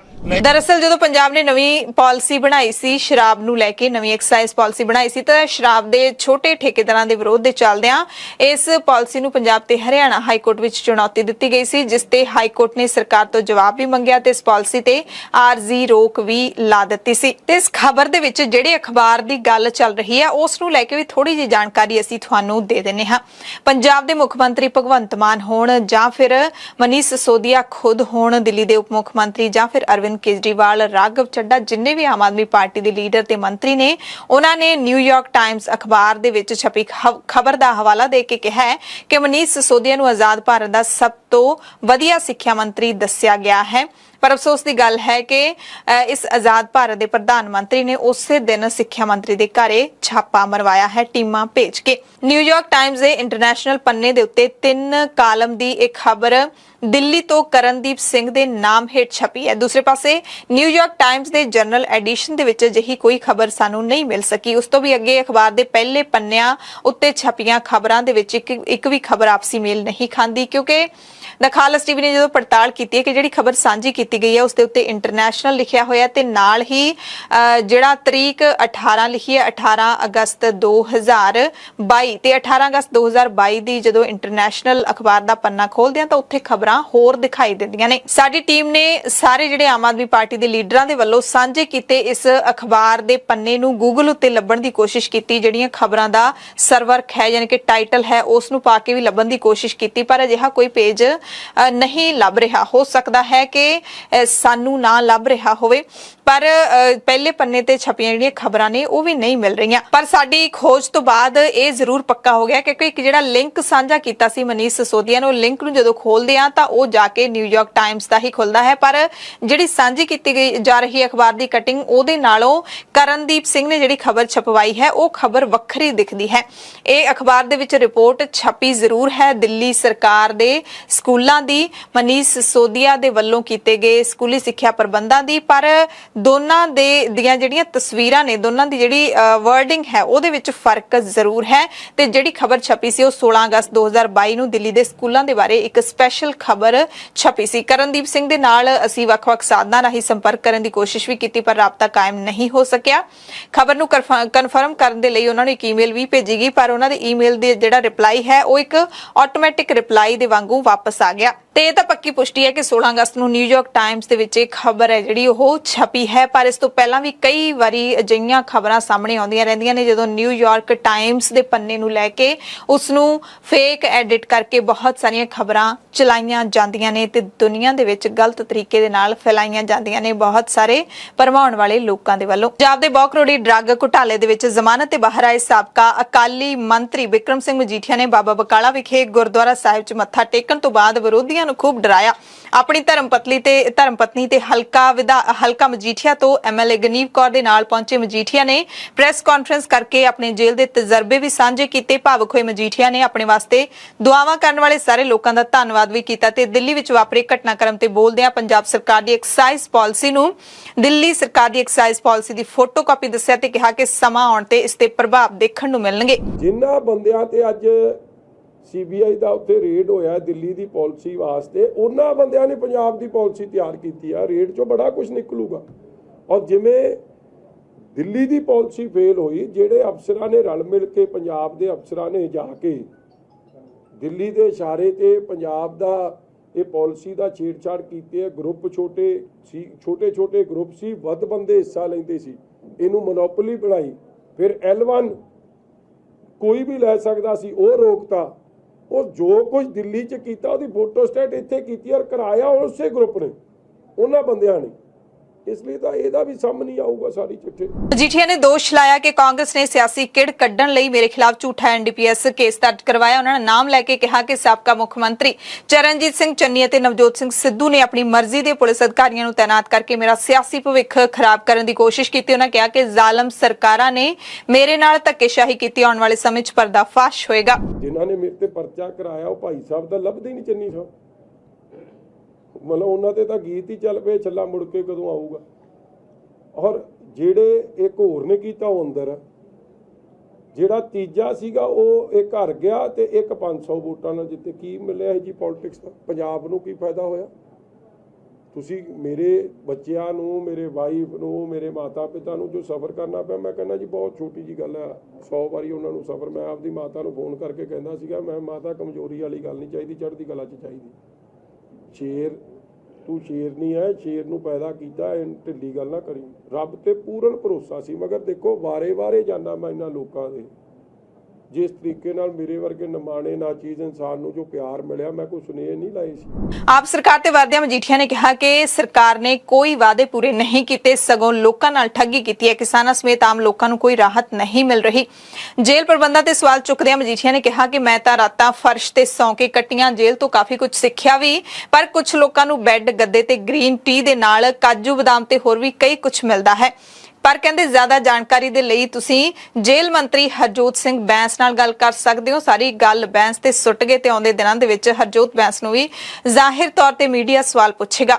ਜੇਲ੍ਹ ਵਿੱਚ ਬੰਦ ਭਾਈ ਬਲਵੰਤ ਸਿੰਘ ਰਾਜੋਆਣਾ ਦਾ ਜ਼ਿਕਰ ਵੀ ਮਜੀਠੀਆ ਨੇ ਕੀਤਾ ਤੇ ਕਿਹਾ ਕਿ ਉਹਨਾਂ ਦੀ ਜ਼ਿੰਦਗੀ ਨੂੰ ਬੜਾ ਨੇੜਿਓਂ ਦੇਖ ਕੇ ਆਇਆ ਹਾਂ, ਉਹਨਾਂ ਦੀ ਕੁਰਬਾਨੀ ਬਹੁਤ ਵੱਡੀ ਹੈ। ਹਾਸੇ ਠੱਠੇ ਦੇ ਵਿੱਚ ਮਜੀਠੀਆ ਨੇ ਸਿੱਧੂ ਦੀ ਚਿੰਤਾ ਵੀ ਜ਼ਾਹਿਰ ਕੀਤੀ। ਕਹਿੰਦੇ ਭਾਵੇਂ ਅਸੀਂ ਸਿਆਸੀ ਵਿਰੋਧੀ ਹਾਂ ਪਰ ਮੈਨੂੰ ਸਿੱਧੂ ਦੀ ਬੜੀ ਚਿੰਤਾ ਹੈ, ਮੈਂ ਰੱਬ ਤੋਂ ਉਹਨਾਂ ਲਈ ਸੁੱਖ ਮੰਗਦਾ ਹਾਂ। ਮੇਰਾ ਭਰਾ ਉਹ ਮੇਰਾ ਵੱਡਾ ਭਰਾ ਮੈਨੂੰ ਸਿੱਧੂ ਸਾਹਿਬ ਦੀ ਵੀ ਚਿੰਤਾ ਹੈ, ਮੈਨੂੰ ਉਹਨਾਂ ਦੇ ਬੱਚਿਆਂ ਦੀ ਵੀ ਮੈਂ ਦਰਦ ਨੂੰ ਮਹਿਸੂਸ ਕਰਦਾ, ਉਹਨਾਂ ਦੀ ਬੇਟੀ ਦੇ ਦਰਦ ਨੂੰ ਵੀ ਮਹਿਸੂਸ ਕਰਦਾ, ਉਹਨਾਂ ਦੀ ਧਰਮ ਪਤਨੀ ਦੇ। ਮੈਂ ਐਡਾ ਗਿਆ ਗੁਜਰਾ ਨਹੀਂ ਕਿ ਮੈਂ ਅੱਜ ਸਿੱਧੂ ਸਾਹਿਬ ਜੇਲ੍ਹ 'ਚ ਨੇ ਤਾਂ ਮੈਂ ਸਵਾਦ ਲਵਾਂ ਇਸ ਗੱਲ ਦਾ ਨਾ। ਠੀਕ ਹੈ, ਉਹ ਉਹਨਾਂ ਨੂੰ ਉਹ ਸਜ਼ਾ ਜਾਬਤਾ ਨੇ, ਮਗਰ ਮੈਂ ਉਹਨਾਂ ਦੀ ਵੀ ਸੁੱਖ ਮੰਗਦਾ। ਖਬਰ ਉਹਨਾਂ ਲੋਕਾਂ ਦੇ ਨਾਲ ਜੁੜੀ ਹੋਈ ਹੈ, ਉਹਨਾਂ ਲੱਖਾਂ ਪੰਜਾਬੀਆਂ ਦੇ ਨਾਲ ਜੁੜੀ ਹੋਈ ਹੈ ਜਿਹੜੇ ਕੈਨੇਡਾ ਦੇ ਵਿੱਚ ਜਾ ਕੇ ਵਸਣਾ ਚਾਹੁੰਦੇ ਨੇ, ਖਾਸ ਕਰਕੇ ਵਿਦਿਆਰਥੀ ਜਿਹੜੇ ਕਿ ਕੈਨੇਡਾ ਅਮਰੀਕਾ ਦੇ ਵਿੱਚ ਪੜ੍ਹਾਈ ਕਰਨਾ ਚਾਹੁੰਦੇ ਨੇ। ਕੈਨੇਡਾ ਦੇ ਵੀਜ਼ਿਆਂ ਦੇ ਲਈ ਲੰਬੇ ਸਮੇਂ ਤੋਂ ਉਡੀਕ ਕਰ ਰਹੇ ਵੱਡੀ ਗਿਣਤੀ ਵਿੱਚ ਭਾਰਤੀਆਂ ਨੂੰ ਕੈਨੇਡਾ ਦੇ ਹਾਈ ਕਮਿਸ਼ਨ ਨੇ ਕੁਝ ਧਰਵਾਸ ਵਾਲੇ ਬੋਲ ਭੇਜੇ ਨੇ, ਸੁਨੇਹਾ ਭੇਜਿਆ ਹੈ। ਉਹਨਾਂ ਕਿਹਾ ਕਿ ਅਸੀਂ ਸਾਰੇ ਲੋਕਾਂ ਦੀ ਨਿਰਾਸ਼ਾ ਤੇ ਬੇਚੈਨੀ ਨੂੰ ਸਮਝਦੇ ਹਾਂ ਪਰ ਸਥਿਤੀ ਨੂੰ ਸੁਧਾਰਨ ਲਈ ਅਸੀਂ ਕੰਮ ਕਰ ਰਹੇ ਹਾਂ। ਕੈਨੇਡੀਅਨ ਹਾਈ ਕਮਿਸ਼ਨ ਨੇ ਟਵੀਟ ਕਰਕੇ ਕਿਹਾ ਹੈ ਕਿ ਹਜ਼ਾਰਾਂ ਭਾਰਤੀ ਵਿਦਿਆਰਥੀ ਹਰ ਹਫ਼ਤੇ ਆਪਣੇ ਵੀਜ਼ੇ ਹਾਸਲ ਕਰ ਰਹੇ ਨੇ ਅਤੇ ਜਿਹੜੀ ਉਡੀਕ ਹੈ ਲੋਕਾਂ ਦੀ ਲੰਬੀ ਹੁੰਦੀ ਜਾ ਰਹੀ ਹੈ ਉਸ ਨੂੰ ਅਸੀਂ ਘੱਟ ਕਰਨ ਦੀ ਕੋਸ਼ਿਸ਼ ਕਰਾਂਗੇ। ਦਰਅਸਲ ਪਿਛਲੇ ਦਿਨਾਂ ਦੇ ਵਿੱਚ ਇਹ ਵੀ ਖਬਰਾਂ ਸਾਹਮਣੇ ਆਈਆਂ ਸੀ ਕਿ ਕੈਨੇਡਾ ਤੇ ਅਮਰੀਕਾ ਜਾਣ ਵਾਲੇ ਲੋਕਾਂ ਦੇ ਵੀਜ਼ੇ ਨੇ ਜਿਹੜੇ ਉਹ ਵੱਡੀ ਗਿਣਤੀ ਵਿੱਚ ਰਿਫਿਊਜ਼ ਹੋ ਰਹੇ ਨੇ, ਰੱਦ ਹੋ ਰਹੇ ਨੇ। ਪਰ ਹੁਣ ਕੈਨੇਡੀਅਨ ਹਾਈ ਕਮਿਸ਼ਨ ਦਾ ਜਿਹੜਾ ਬਿਆਨ ਆਇਆ ਹੈ ਉਹ ਲੋਕਾਂ ਨੂੰ ਧਰਵਾਸ ਦੇਣ ਵਾਲਾ ਹੈ। ਪੰਜਾਬ ਦੇ ਵਿੱਚ ਲੰਪੀ ਸਕਿਨ ਦੀ ਬਿਮਾਰੀ ਜਿਹੜੀ ਪਸ਼ੂਆਂ ਦੇ ਵਿੱਚ ਫੈਲੀ ਹੋਈ ਹੈ ਉਹ ਲਗਾਤਾਰ ਕਹਿਰ ਵਾਂਗੂ ਫੈਲਦੀ ਜਾ ਰਹੀ ਹੈ। ਪੰਜਾਬ ਸਰਕਾਰ ਕਿਤੇ ਨਾ ਕਿਤੇ ਇਸ ਗੰਭੀਰ ਸਥਿਤੀ ਵਿੱਚੋਂ ਲੋਕਾਂ ਨੂੰ ਕੱਢਣ ਦੇ ਲਈ ਅਸਫਲ ਹੁੰਦੀ ਦਿਖਾਈ ਦੇ ਰਹੀ ਹੈ। ਇਸ ਦਰਮਿਆਨ ਅਫਵਾਹਾਂ ਦਾ ਦੌਰ ਵੀ ਚੱਲ ਰਿਹਾ ਹੈ। ਲੋਕਾਂ ਨੇ ਦੋਧੀਆਂ ਤੋਂ ਦੁੱਧ ਲੈ ਕੇ ਪੀਣਾ ਬੰਦ ਕਰ ਦਿੱਤਾ। ਇਸ ਦਰਮਿਆਨ ਜਿਹੜਾ ਅਬੋਹਰ ਦੇ ਵਿੱਚ ਡਾਕਟਰਾਂ ਨੇ ਦੁੱਧ ਦਾ ਲੰਗਰ ਲਾਇਆ, ਲੋਕਾਂ ਨੂੰ ਜਾਗਰੂਕ ਕਰਨ ਦੀ ਕੋਸ਼ਿਸ਼ ਕੀਤੀ ਕਿ ਇਸ ਦੁੱਧ ਦੇ ਨਾਲ ਕੋਈ ਬਿਮਾਰੀ ਨਹੀਂ ਫੈਲਦੀ। ਪਹਿਲਾਂ ਸਰਕਾਰ ਵੀ ਕਹਿ ਚੁੱਕੀ ਹੈ ਲੋਕਾਂ ਨੂੰ ਕਈ ਵਾਰੀ ਕਿ ਜਿਹੜਾ ਦੁੱਧ ਉਹ ਪਸ਼ੂ ਤਾਂ ਦੇਣਾ ਬੰਦ ਹੀ ਕਰ ਜਾਂਦੇ ਨੇ ਜਿਨ੍ਹਾਂ ਨੂੰ ਬਿਮਾਰੀ ਹੋ ਜਾਂਦੀ ਹੈ। ਤੇ ਜੇ ਕਿਸੇ ਬਿਮਾਰ ਪਸ਼ੂ ਦਾ ਤੁਸੀਂ ਦੁੱਧ ਪੀ ਵੀ ਲੈਂਦੇ ਹੋ, ਜੇ ਉਹਨੂੰ ਉਬਾਲ ਕੇ ਪੀਂਦੇ ਹੋ ਤਾਂ ਕੋਈ ਖਰਾਬੀ ਨਹੀਂ ਹੁੰਦੀ ਤੇ ਨਾ ਹੀ ਲੰਪੀ ਸਕਿਨ ਦੀ ਬਿਮਾਰੀ ਇਨਸਾਨਾਂ ਨੂੰ ਕਿਸੇ ਵੀ ਤਰੀਕੇ ਨਾਲ ਫੈਲ ਸਕਦੀ ਹੈ। ਪੰਜਾਬ ਦੇ ਵਿੱਚ ਨਿਤ ਦਿਨ ਨਵੇਂ ਘੁਟਾਲਿਆਂ ਦਾ ਪਰਦਾਫਾਸ਼ ਹੁੰਦਾ ਰਹਿੰਦਾ ਹੈ। ਸੰਗਰੂਰ ਦੇ ਵਿੱਚ ਪੰਜਾਬ ਵਿਜੀਲੈਂਸ ਬਿਊਰੋ ਨੇ ਇੱਕ ਵੱਡੇ ਘੁਟਾਲੇ ਦਾ ਪਰਦਾਫਾਸ਼ ਕਰਦਿਆਂ RTA motor vehicle inspector, 2 clerk, 2 ਵਿਚੋਲੇ ਤੇ ਪ੍ਰਾਈਵੇਟ ਏਜੰਟਾਂ ਦੇ ਖਿਲਾਫ ਅਪਰਾਧਿਕ ਮਾਮਲਾ ਦਰਜ ਕੀਤਾ ਹੈ। ਇਸ ਮਾਮਲੇ ਦੇ ਵਿੱਚ ਵਿਜੀਲੈਂਸ ਨੇ ਦਫ਼ਤਰ ਦੇ 2 ਮੁਲਾਜ਼ਮਾਂ ਤੇ ਵਿਚੋਲੀਏ ਨੂੰ ਗ੍ਰਿਫਤਾਰ ਵੀ ਕਰ ਲਿਆ ਹੈ। ਵਾਹਨ ਫਿਟਨੈਸ ਸਰਟੀਫਿਕੇਟ ਘੁਟਾਲੇ ਦਾ ਇੱਥੇ ਪਰਦਾਫਾਸ਼ ਹੋਇਆ। ਵੱਡੀ ਗੱਲ ਹੈ ਕਿ ਮੁੱਖ ਮੰਤਰੀ ਭਗਵੰਤ ਸਿੰਘ ਮਾਨ ਦੇ ਸ਼ਹਿਰ ਦੇ ਵਿੱਚ ਇਹ ਪਰਦਾਫਾਸ਼ ਹੋਇਆ ਹੈ। ਵਿਜੀਲੈਂਸ ਬਿਊਰੋ ਦੇ ਅਧਿਕਾਰੀਆਂ ਨੇ ਦੱਸਿਆ ਕਿ ਇਸ ਘੁਟਾਲੇ ਦੇ ਵਿੱਚ ਆਰਟੀਏ ਸੰਗਰੂਰ, ਐਮਵੀਆਈ, ਉਹਨਾਂ ਦਾ ਅਮਲਾ ਤੇ ਪ੍ਰਾਈਵੇਟ ਵਿਅਕਤੀਆਂ ਦੀ ਸ਼ਮੂਲੀਅਤ ਸਾਹਮਣੇ ਆਈ ਹੈ ਜਿਹੜੇ ਕਿ ਵੱਖ-ਵੱਖ ਵਾਹਨਾਂ ਨੂੰ ਫਿਟਨੈਸ ਸਰਟੀਫਿਕੇਟ ਜਾਰੀ ਕਰਨ ਦੇ ਬਦਲੇ ਏਜੰਟਾਂ ਤੋਂ ਰਿਸ਼ਵਤ ਲੈਂਦੇ ਸੀ। ਦਰਅਸਲ ਟਰਾਂਸਪੋਰਟ ਵਿਭਾਗ ਦੇ ਨਿਯਮਾਂ ਦੇ ਮੁਤਾਬਿਕ ਸਾਰੇ ਵਪਾਰਕ ਵਾਹਨਾਂ ਨੂੰ ਸੜਕਾਂ ਉੱਤੇ ਚੱਲਣ ਦੇ ਲਈ ਆਰਟੀਏ ਦਫ਼ਤਰ ਤੋਂ ਫਿਟਨੈਸ ਸਰਟੀਫਿਕੇਟ ਲੈਣਾ ਪੈਂਦਾ ਹੈ ਤੇ ਅਜਿਹੇ ਸਾਰੇ ਵਾਹਨਾਂ ਨੂੰ ਦਸਤਾਵੇਜ਼ਾਂ ਸਮੇਤ ਐਮਵੀਆਈ ਦੁਆਰਾ ਆਪਣੇ ਦਫ਼ਤਰ ਵਿੱਚ ਮੌਕੇ ਤੇ ਨਿਰੀਖਣ ਵੀ ਕਰਵਾਉਣਾ ਪੈਂਦਾ ਹੈ ਤੇ ਅਧਿਕਾਰੀ ਏਜੰਟਾਂ ਤੇ ਵਿਚੋਲਿਆਂ ਦੀ ਕਥਿਤ ਮਿਲੀਭੁਗਤ ਦੇ ਨਾਲ ਵਾਹਨਾਂ ਦੀ ਮੌਕੇ ਤੇ ਫਿਜ਼ੀਕਲ ਵੈਰੀਫਿਕੇਸ਼ਨ ਕੀਤੇ ਤੋਂ ਬਿਨਾਂ ਹੀ ਵਾਹਨ ਦੇ ਮਾਡਲ ਦੇ ਹਿਸਾਬ ਨਾਲ 2800 ਰੁਪਏ ਤੋਂ ਲੈ ਕੇ 1000 ਰੁਪਏ ਪ੍ਰਤੀ ਵਾਹਨ ਰਿਸ਼ਵਤ ਦੇ ਬਦਲੇ ਫਿਟਨੈਸ ਸਰਟੀਫਿਕੇਟ ਜਾਰੀ ਕਰ ਦਿੰਦੇ ਸੀ ਤੇ ਆਰਟੀਏ ਅਤੇ ਐਮਵੀਆਈ ਦੇ ਵੱਲੋਂ ਨਿਰਧਾਰਿਤ ਸਥਾਨ ਤੇ ਵਾਹਨ ਖੜੇ ਕਰਵਾਉਣ ਦੀ ਥਾਂ ਉਹਨਾਂ ਦੀ ਮੌਕੇ ਤੇ ਜਾਂਚ ਕੀਤੇ ਬਿਨਾਂ ਹੀ ਦਸਤਾਵੇਜ਼ਾਂ ਦੇ ਆਧਾਰ ਤੇ ਵਾਹਨਾਂ ਨੂੰ ਪਾਸ ਕੀਤਾ ਜਾ ਰਿਹਾ ਸੀ। ਇਸ ਮਾਮਲੇ ਦੇ ਵਿੱਚ ਵਿਜੀਲੈਂਸ ਬਿਊਰੋ ਨੇ ਮੌਕੇ ਤੇ ਹੀ 3 ਜਣਿਆਂ ਨੂੰ ਕਾਬੂ ਕਰ ਲਿਆ ਤੇ ਜਾਂਚ ਵਿੱਚ ਸਾਹਮਣੇ ਆਇਆ ਕਿ ਗੋਰਖ ਧੰਦਾ ਇੱਥੇ ਅੱਜ ਕੱਲ ਦਾ ਨਹੀਂ, ਪਿਛਲੇ 7-8 ਸਾਲਾਂ ਤੋਂ ਚੱਲ ਰਿਹਾ ਸੀ ਤੇ ਹਰ ਮਹੀਨੇ ਇਹ 2000 ਤੋਂ ਲੈ ਕੇ 2500 ਤੋਂ ਵੱਧ ਵਾਹਨਾਂ ਨੂੰ ਫਿਟਨੈਸ ਸਰਟੀਫਿਕੇਟ ਜਾਰੀ ਕਰ ਦਿੰਦੇ ਸੀ। ਜਦਕਿ ਫਿਜ਼ੀਕਲੀ ਜੇ ਦੇਖਿਆ ਜਾਵੇ ਤਾਂ ਇੱਕ ਵਿਅਕਤੀ ਦੇ ਵੱਲੋਂ ਇੰਨੇ ਕੁ ਸਮੇਂ ਦੇ ਵਿੱਚ ਇੰਨੀ ਵੱਡੀ ਗਿਣਤੀ ਵਿੱਚ ਵਾਹਨਾਂ ਦਾ ਮੌਕੇ ਤੇ ਮੁਆਇਨਾ ਕਰਨਾ ਸੰਭਵ ਹੀ ਨਹੀਂ ਹੈ। ਮਹੀਨੇ ਦੇ ਵਿੱਚ 30 ਦਿਨ ਹੁੰਦੇ ਨੇ ਤੇ ਇਹ ਇੱਕ ਮਹੀਨੇ ਦੇ ਵਿੱਚ 2500 ਵਾਹਨਾਂ ਨੂੰ ਸਰਟੀਫਿਕੇਟ ਦੇ ਦਿੰਦੇ ਸੀ। ਇਸ ਹਿਸਾਬ ਦੇ ਨਾਲ ਹਰ ਮਹੀਨੇ ਅੰਦਾਜ਼ਨ 35 ਤੋਂ 40 ਲੱਖ ਰੁਪਏ ਦੀ ਰਿਸ਼ਵਤ ਲੈ ਲੈਂਦੇ ਸੀ ਤੇ ਇਹ ਜਿਹੜੀ ਰਕਮ ਹੈ ਉਹ ਕਰੋੜਾਂ ਦੇ ਵਿੱਚ ਜਾ ਸਕਦੀ ਹੈ। ਇਸੇ ਤਰ੍ਹਾਂ ਪਟਿਆਲਾ ਤੋਂ ਵੀ ਇੱਕ ਵੱਡੇ ਘਪਲੇ ਦੀ ਖਬਰ ਮਿਲੀ ਹੈ ਜਿੱਥੇ ਪਨਸਪ ਕੇਂਦਰ ਦੇ ਇੱਕ ਇੰਚਾਰਜ ਗੁਰਿੰਦਰ ਸਿੰਘ ਦੇ ਵੱਲੋਂ 2 ਸਾਲਾਂ ਦੇ ਵਿੱਚ 2021 ਅਤੇ 22-23 ਦੇ ਫਸਲ ਦੇ ਸਟਾਕ ਦੇ ਵਿੱਚੋਂ 3,13,22,138 ਰੁਪਏ ਦਾ ਘੁਟਾਲਾ ਕੀਤਾ ਗਿਆ ਅਤੇ ਉਹ ਲਗਾਤਾਰ ਪਿਛਲਾ ਜਿਹੜਾ 7ਵਾਂ ਮਹੀਨਾ ਸੀਗਾ ਉਹਦੀ 20 ਤਰੀਕ ਤੋਂ ਗੈਰ ਹਾਜ਼ਰੀ ਚੱਲ ਰਿਹਾ ਹੈ। ਇਸ ਤੇ ਅਮਿਤ ਲੂਥਰਾ ਡੀਐਮ ਮੈਨੇਜਰ ਜਿਹੜੇ ਪਨਸਪ ਉਹਨਾਂ ਨੇ ਪੁਲਿਸ ਨੂੰ ਆਪਣੀ ਇਨਕੁਆਇਰੀ ਕਰਕੇ ਘਪਲੇ ਬਾਰੇ ਦਰਖਾਸਤ ਦੀ ਜਾਣਕਾਰੀ ਦੇ ਦਿੱਤੀ ਹੈ। ਉਹਨਾਂ ਦੱਸਿਆ कि गुरिंदर सिंह ने 19,000 कणक के बैग स्टॉक दे विच ही नहीं लाए हैगे। 19,000 बोरियां ते कणक बिना वेरवे तो ही वेच दित्ती। ये भी दस्सिया कि ये LTC ते छुट्टी लैके चला गया, मुड़ दफ्तर वापस ही नहीं आया।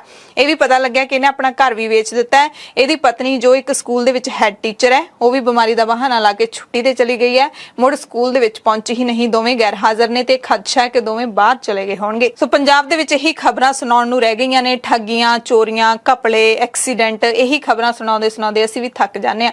घपले दी एक होर खबर है, ठगी दी खबर कह सकदे हां, जिहड़ी कि पंजाब दे कैबिनेट मंत्री दे नां ते वजी है। पंजाब दे साबका DGP VK भावरा तो बाद हुण सूबे दे कैबिनेट मंत्री ब्रह्म शंकर जिंपा के नां ते धोखाधड़ी का मामला सामने आया है। उन्होंने WhatsApp नंबर के जरिए करीबियां तो पैसे मंगे गए। जिंपा के भरा के नां की वरतों भी की गई। जिवें इसकी जानकारी कैबिनेट मंत्री नूं मिली, उन्होंने पुलिस नूं शिकायत कर दी ते ठगी के इस मामले का तार झारखंड अते पश्चिमी बंगाल के नाल जुड़दा होया नजर आ रहा है। इस तो पहला साबका मुख्यमंत्री कैप्टन अमरिंदर सिंह की पत्नी परनीत कौर दे नाल भी ठगी वजी सी।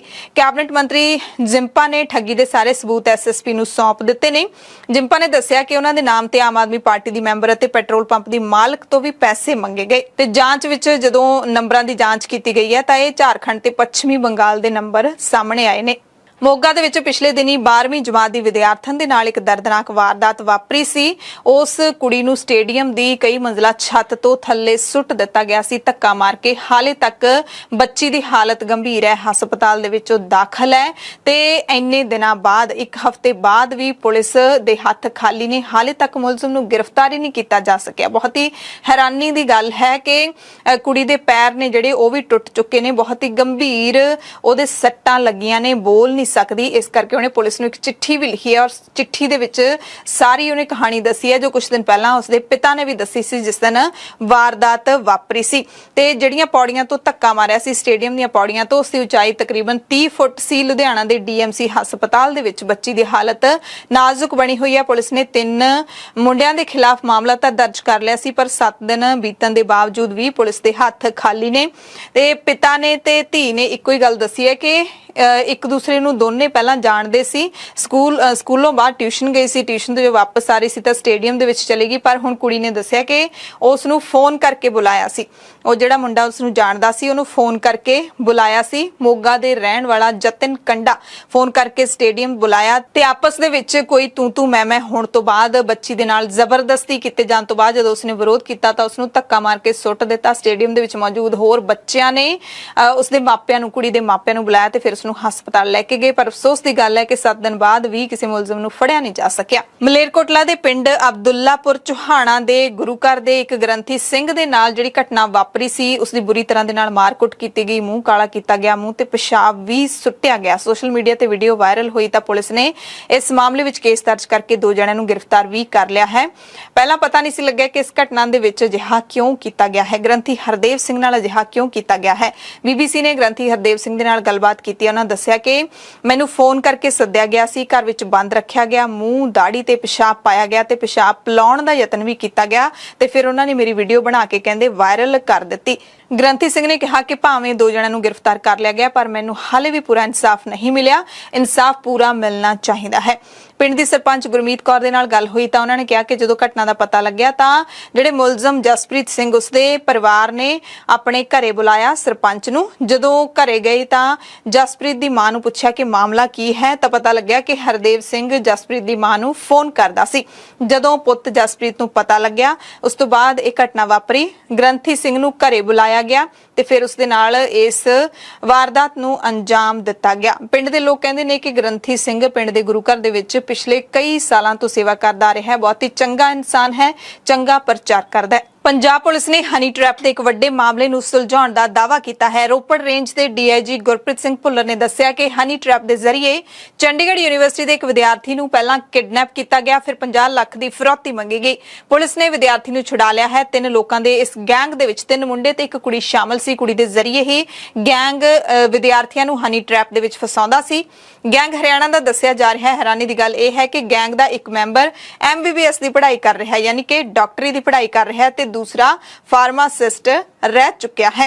ਚੰਡੀਗੜ੍ਹ ਯੂਨੀਵਰਸਿਟੀ ਦੇ BE ਵਿਦਿਆਰਥੀ ਹਿਤੇਸ਼ ਨੂੰ ਕਿਡਨੈਪ ਇਹਨਾਂ ਨੇ ਕੀਤਾ ਸੀ। ਉਸ ਨੂੰ ਖਰੜ ਦੇ ਰਣਜੀਤ ਸਿੰਘ ਨਗਰ ਵਿੱਚ ਕਿਰਾਏ ਦੇ ਮਕਾਨ 'ਚ ਰੱਖਿਆ ਹੋਇਆ ਸੀ, ਪਰ ਸ਼ਿਕਾਇਤ ਮਿਲਣ ਤੋਂ ਬਾਅਦ ਪੁਲਿਸ ਐਕਸ਼ਨ ਦੇ ਵਿੱਚ ਆਈ ਤੇ 48 ਘੰਟਿਆਂ ਦੇ ਅੰਦਰ ਹੀ ਹਿਤੇਸ਼ ਨੂੰ ਇਹਨਾਂ ਦੇ ਚੁੰਗਲ ਵਿੱਚੋਂ ਛੁਡਵਾ ਲਿਆ ਗਿਆ। ਪੁਲਿਸ ਨੇ ਦੱਸਿਆ ਕਿ ਜਾਂਚ ਵਿੱਚ ਸਾਹਮਣੇ ਆਇਆ ਹੈ ਕਿ ਰਾਖੀ ਨਾਮ ਦੀ ਕੁੜੀ ਨੇ ਫੇਸਬੁੱਕ ਤੇ ਫੇਕ ਪ੍ਰੋਫਾਈਲ ਬਣਾਇਆ ਹੋਇਆ, ਜਿਸ ਦੇ ਜ਼ਰੀਏ ਇਹ ਮੁੰਡਿਆਂ ਨੂੰ ਆਪਣੇ ਜਾਲ ਦੇ ਵਿੱਚ ਫਸਾਉਂਦੀ ਹੈ, ਉਹਨਾਂ ਨਾਲ ਦੋਸਤੀ ਕਰਦੀ ਹੈ ਤੇ ਫਿਰ ਉਸ ਤੋਂ ਬਾਅਦ ਜਦੋਂ ਇਹਨੂੰ ਲੱਗਦਾ ਹੈ ਕਿ ਕਿਹੜਾ ਮੁੰਡਾ ਜਿਹੜਾ ਹੈਗਾ ਜਿਸ ਨੂੰ ਕਿਡਨੈਪ ਕਰਨ ਤੋਂ ਬਾਅਦ ਕਾਫੀ ਪੈਸੇ ਹੜੱਪੇ ਜਾ ਸਕਦੇ ਨੇ, ਉਸ ਹਿਸਾਬ ਨਾਲ ਇਹ ਆਪਣਾ ਸ਼ਿਕਾਰ ਚੁਣਦੇ ਸੀਗੇ ਤੇ ਉਸ ਤੋਂ ਬਾਅਦ ਫਿਰ ਆਪਣੀਆਂ ਜਿਹੜੀਆਂ ਇਹਨਾਂ ਵਾਰਦਾਤਾਂ ਨੂੰ ਅੰਜਾਮ ਦਿੰਦੇ ਸਨ। ਬੁਲੇਟਿਨ ਦੇ ਵਿੱਚ ਹਾਦਸਿਆਂ ਦੇ ਨਾਲ ਜੁੜੀਆਂ ਕੁਝ ਵੱਡੀਆਂ ਖਬਰਾਂ ਨੇ। ਲੁਧਿਆਣਾ ਤੋਂ ਰਾਹਤ ਭਰੀ ਖਬਰ ਹੈ, ਜਿੱਥੇ 24 ਘੰਟਿਆਂ ਦੇ ਵਿੱਚ ਹੀ ਪੁਲਿਸ ਨੇ 3 ਮਹੀਨੇ ਦੇ ਅਗਵਾ ਬੱਚੇ ਨੂੰ ਬਰਾਮਦ ਕਰ ਲਿਆ ਹੈ। ਥਾਣਾ ਦੁਗਰੀ ਵਿੱਚ ਪੈਂਦੇ ਸ਼ਹੀਦ ਭਗਤ ਸਿੰਘ ਨਗਰ ਤੋਂ ਇੱਕ ਦਿਨ ਪਹਿਲਾਂ ਅਗਵਾ ਕੀਤੇ 3 ਮਹੀਨੇ ਦੇ ਬੱਚੇ ਨਿਹਾਲ ਨੂੰ ਪੁਲਿਸ ਨੇ 24 ਘੰਟਿਆਂ ਦੇ ਵਿੱਚ ਦੇਰ ਰਾਤ ਬਠਿੰਡੇ ਤੋਂ ਬਰਾਮਦ ਕਰ ਲਿਆ। ਅਗਵਾਕਾਰਾਂ ਨੇ ਬੱਚੇ ਨੂੰ ਅਗਵਾ ਕਰਨ ਤੋਂ ਬਾਅਦ ਬਠਿੰਡਾ ਦੇ ਕਿਸੇ ਬੰਦੇ ਨੂੰ 50,000 ਰੁਪਏ 'ਚ ਵੇਚ ਦਿੱਤਾ ਸੀ, ਜਿਸ ਤੋਂ ਪੁਲਿਸ ਨੇ ਬੱਚੇ ਨੂੰ ਬਰਾਮਦ ਕੀਤਾ ਹੈ। ਮਾਮਲੇ ਵਿੱਚ 5 ਅਗਵਾਕਾਰਾਂ ਨੂੰ ਗ੍ਰਿਫਤਾਰ ਕੀਤਾ ਗਿਆ, ਜਿਨ੍ਹਾਂ ਵਿੱਚੋਂ ਇੱਕ ਪੀੜਤ ਪਰਿਵਾਰ ਦਾ ਜਾਣਕਾਰ ਸੀ। ਬੱਚੇ ਦਾ ਸੌਦਾ ਬਠਿੰਡਾ ਦੇ ਰਹਿਣ ਵਾਲੇ ਵਿਅਕਤੀ ਵੱਲੋਂ ਅੱਗੇ ਕਿਸੇ ਨਾਲ ਕੀਤਾ ਗਿਆ ਸੀ। ਬੱਚੇ ਨੂੰ ਉੱਥੇ ਭੇਜਿਆ ਜਾਣਾ ਸੀ ਕਿ ਉਸ ਤੋਂ ਪਹਿਲਾਂ ਹੀ ਪੁਲਿਸ ਨੇ ਇਸ ਨੂੰ ਬਰਾਮਦ ਕਰ ਲਿਆ। ਅੰਮ੍ਰਿਤਸਰ ਦੇ ਵਿੱਚ ਸਬ ਇੰਸਪੈਕਟਰ ਦਿਲਬਾਗ ਸਿੰਘ ਦੀ ਕਾਰ ਦੇ ਹੇਠਾਂ ਬੰਬ ਫਿੱਟ ਕਰਨ ਦੇ ਮਾਮਲੇ ਵਿੱਚ ਵੱਡੇ ਖੁਲਾਸੇ ਹੋ ਰਹੇ ਨੇ। ਪੰਜਾਬ ਪੁਲਿਸ ਨੇ ਦਿੱਲੀ ਪੁਲਿਸ ਦੀ ਮਦਦ ਨਾਲ ਕਾਰ ਹੇਠਾਂ ਬੰਬ ਪਲਾਂਟ ਕਰਨ ਵਾਲੇ ਹਰਪਾਲ ਤੇ ਫਤਿਹਦੀਪ ਨੂੰ ਕੁਝ ਦਿਨ ਪਹਿਲਾਂ ਗ੍ਰਿਫਤਾਰ ਕਰਨ ਤੋਂ ਬਾਅਦ ਪੁੱਛਗਿੱਛ ਸ਼ੁਰੂ ਕੀਤੀ ਹੈ ਤੇ ਹੁਣ ਤੱਕ ਦੀ ਸਾਹਮਣੇ ਆਈ ਜਾਣਕਾਰੀ ਤੋਂ ਪਤਾ ਲੱਗਿਆ ਕਿ ਦੋਵੇਂ ਮੁਲਜ਼ਮ ਆਪਸ ਦੇ ਵਿੱਚ ਚਾਚਾ ਭਤੀਜਾ ਨੇ। ਹਰਪਾਲ ਸਿੰਘ ਪੰਜਾਬ ਪੁਲਿਸ ਦਾ ਹੀ ਸਾਬਕਾ ਸਿਪਾਹੀ ਸੀ। ਇਹ ਇੱਕ ਵੱਡਾ ਖੁਲਾਸਾ ਹੋਇਆ। ਪੁੱਛ ਪੜਤਾਲ 'ਚ ਇਹ ਵੀ ਸਾਹਮਣੇ ਆਇਆ ਕਿ ਦੋਵੇਂ ਮਾਲਦੀਪ ਭੱਜਣ ਦੀ ਫਿਰਾਕ ਦੇ ਵਿੱਚ ਸਨ, ਪਰ ਦਿੱਲੀ ਪੁਲਿਸ ਨੇ ਹਵਾਈ ਅੱਡੇ ਤੋਂ ਹੀ ਇਹਨਾਂ ਨੂੰ ਨੱਪ ਲਿਆ। ਇੱਕ ਹੋਰ ਵੀ ਅਹਿਮ ਜਾਣਕਾਰੀ ਮਿਲੀ ਹੈ ਕਿ ਸਬ ਇੰਸਪੈਕਟਰ ਦਿਲਬਾਗ ਸਿੰਘ ਨੂੰ ਮਾਰਨ ਦੀ ਜ਼ਿੰਮੇਵਾਰੀ ਕੈਨੇਡਾ 'ਚ ਬੈਠੇ ਲੰਡਾ ਨੇ ਦਿੱਤੀ, ਗੈਂਗਸਟਰ ਲੰਡਾ ਨੇ ਦਿੱਤੀ। ਉਧਰ ਪੂਰੀ ਸਾਜ਼ਿਸ਼ ਦੇ ਨਾਲ ਲੁਧਿਆਣਾ ਦੇ ਇੱਕ ਹੋਰ ਸ਼ਖਸ ਦਾ ਲਿੰਕ ਵੀ ਸਾਹਮਣੇ ਆ ਰਿਹਾ ਹੈ ਤੇ ਦੋਵੇਂ ਮੁਲਜ਼ਮ ਪੁਲਿਸ ਦੇ ਜਾਣੇ ਪਛਾਣੇ ਗੁਰ ਮੋਬਾਈਲ ਦੀ ਲੋਕੇਸ਼ਨ ਤੋਂ ਨੱਪੇ ਗਏ ਨੇ। 15-16 ਅਗਸਤ ਦੀ ਰਾਤ ਨੂੰ 3 ਵਜੇ ਬੰਬ ਪਲਾਂਟ ਕਰਨ ਤੋਂ ਬਾਅਦ ਦੋਵੇਂ ਦਿੱਲੀ ਨੂੰ ਭੱਜ ਗਏ ਸੀ, ਪਰ ਇਹਨਾਂ ਨੇ ਆਪਣੇ ਫੋਨ ਬੰਦ ਨਹੀਂ ਕੀਤੇ ਸਨ, ਜਿਸ ਕਰਕੇ ਫੜੇ ਗਏ। ਫੋਨ ਦੀ ਜਾਂਚ ਤੋਂ ਪੁਲਿਸ ਨੂੰ ਇਹ ਵੀ ਪਤਾ ਲੱਗਿਆ ਕਿ ਫਤਿਹਦੀਪ ਤੇ ਹਰਪਾਲ ਨੇ ਕੈਨੇਡਾ ਦੇ ਵਿੱਚ ਬੈਠੇ ਲਖਵੀਰ ਸਿੰਘ ਲੰਡਾ ਨੂੰ ਫੋਨ ਕਰਕੇ ਜਾਣਕਾਰੀ ਦਿੱਤੀ। ਲੰਡਾ ਨੇ ਦੋਵਾਂ ਨੂੰ ਫਲਾਈਟ ਫੜ ਕੇ ਕੈਨੇਡਾ ਆਉਣ ਦੇ ਲਈ ਕਿਹਾ। ਪੁਲਿਸ ਨੇ ਦੋਵਾਂ ਕੋਲੋਂ ਮਾਲਦੀਵ ਦੀਆਂ ਟਿਕਟਾਂ ਤੇ $4,000 ਵੀ ਰਿਕਵਰ ਕੀਤੇ। ਫਰੀਦਕੋਟ ਤੋਂ ਵੱਡੀ ਵਾਰਦਾਤ ਦੀ ਖਬਰ ਹੈ, ਜਿੱਥੇ ਪਿੰਡ ਬੁੱਟਰ ਦੇ ਵਿੱਚ ਤੜਕੇ 7 ਧੀਆਂ ਦੀ ਮਾਂ ਨੂੰ ਕਹੀ ਮਾਰ ਕੇ ਉਸਦੇ ਪਤੀ ਨੇ ਹੀ ਕਤਲ ਕਰ ਦਿੱਤਾ। ਮ੍ਰਿਤਕ ਦੀ ਪਛਾਣ ਪਰਮਜੀਤ ਕੌਰ ਵਾਸੀ ਬੁੱਟਰ ਵਜੋਂ ਹੋਈ ਹੈ। ਸਾਦਿਕ ਪੁਲਿਸ ਨੇ ਲਾਸ਼ ਨੂੰ ਪੋਸਟਮਾਰਟਮ ਦੇ ਲਈ ਕਬਜ਼ੇ ਵਿੱਚ ਲੈ ਲਿਆ ਸੀ ਤੇ ਪਤੀ ਖਿਲਾਫ ਕਤਲ ਦਾ ਪਰਚਾ ਦਰਜ ਕਰ ਦਿੱਤਾ ਹੈ। ਮੁੰਬਈ ਦੇ ਵਿੱਚ ਘਟਨਾ ਵਾਪਰੀ ਹੈ। ਬੋਰੀਵਲੀ ਇਲਾਕੇ ਦੇ ਵਿੱਚ 5 ਮੰਜ਼ਿਲਾ ਇਮਾਰਤ ਡਿੱਗ ਪਈ। ਮੌਕੇ ਤੇ ਬਚਾਅ ਲਈ ਘੱਟੋ-ਘੱਟ 8 ਫਾਇਰ ਬ੍ਰਿਗੇਡ ਗੱਡੀਆਂ ਤੇ ਕਰਮਚਾਰੀ ਪਹੁੰਚੇ। ਘਟਨਾ ਦੇ ਵਿੱਚ ਕਿਸੇ ਵੀ ਤਰ੍ਹਾਂ ਦੇ ਜਾਨੀ ਨੁਕਸਾਨ ਤੋਂ ਰਾਹਤ ਰਹੀ ਹੈ। ਯੂਪੀ ਤੋਂ ਖਬਰ ਹੈ, ਜਿੱਥੋਂ ਅਕਸਰ ਹੀ ਇਹੋ ਜਿਹੀਆਂ ਘਿਨਾਉਣੀਆਂ ਵਾਰਦਾਤਾਂ ਦੀਆਂ ਖਬਰਾਂ ਮਿਲਦੀਆਂ ਰਹਿੰਦੀਆਂ ਨੇ। ਬਹਿਰਾਈਚ ਜ਼ਿਲ੍ਹੇ ਦੇ 13 ਸਾਲਾ ਬੱਚੇ ਦੀ ਉਸਦੇ ਅਧਿਆਪਕ ਵੱਲੋਂ ਕਥਿਤ ਤੌਰ ਤੇ ਕੁੱਟਮਾਰ ਕਰਨ ਦੇ ਕਰੀਬ 9 ਦਿਨਾਂ ਬਾਅਦ ਉਸਦੀ ਹਸਪਤਾਲ ਦੇ ਵਿੱਚ ਮੌਤ ਹੋ ਗਈ ਹੈ। ਕੁੱਟਮਾਰ ਕਾਰਨ ਬੱਚੇ ਦੇ ਸਰੀਰ ਅੰਦਰ ਖੂਨ ਬਹੁਤ ਜ਼ਿਆਦਾ ਵਹਿ ਰਿਹਾ ਸੀ, ਜਿਸ ਕਰਕੇ ਉਸਦੀ ਮੌਤ ਹੋ ਗਈ। ਪੀੜਤ ਦੇ ਭਰਾ ਰਾਜੇਸ਼ ਵਿਸ਼ਵਕਰਮਾ ਨੇ ਦੱਸਿਆ ਕਿ ਮੇਰੇ ਭਰਾ ਨੂੰ ਉਸਦੇ ਅਧਿਆਪਕ ਨੇ $250 ਪ੍ਰਤੀ ਮਹੀਨਾ ਸਕੂਲ ਫੀਸ ਕਰਕੇ ਕੁੱਟਿਆ ਸੀ। ਕਹਿੰਦੇ ਮੈਂ ਫੀਸ ਆਨਲਾਈਨ ਅਦਾ ਕਰ ਦਿੱਤੀ ਸੀ, ਪਰ ਅਧਿਆਪਕ ਨੂੰ ਪਤਾ ਨਹੀਂ ਲੱਗਿਆ ਤੇ ਉਹ ਬੇਰਹਿਮੀ ਦੇ ਨਾਲ ਬੱਚੇ ਨੂੰ ਕੁੱਟਣ ਲੱਗਿਆ। ਪੀੜਤਾ ਦੇ ਚਾਚੇ ਨੇ ਪੁਲਿਸ ਕੋਲ ਸ਼ਿਕਾਇਤ ਦਰਜ ਕਰਵਾ ਦਿੱਤੀ ਹੈ ਤੇ ਘਟਨਾ ਜਾਤੀਵਾਦੀ ਰੰਗਤ ਵੀ ਲੈ ਗਈ ਹੈ।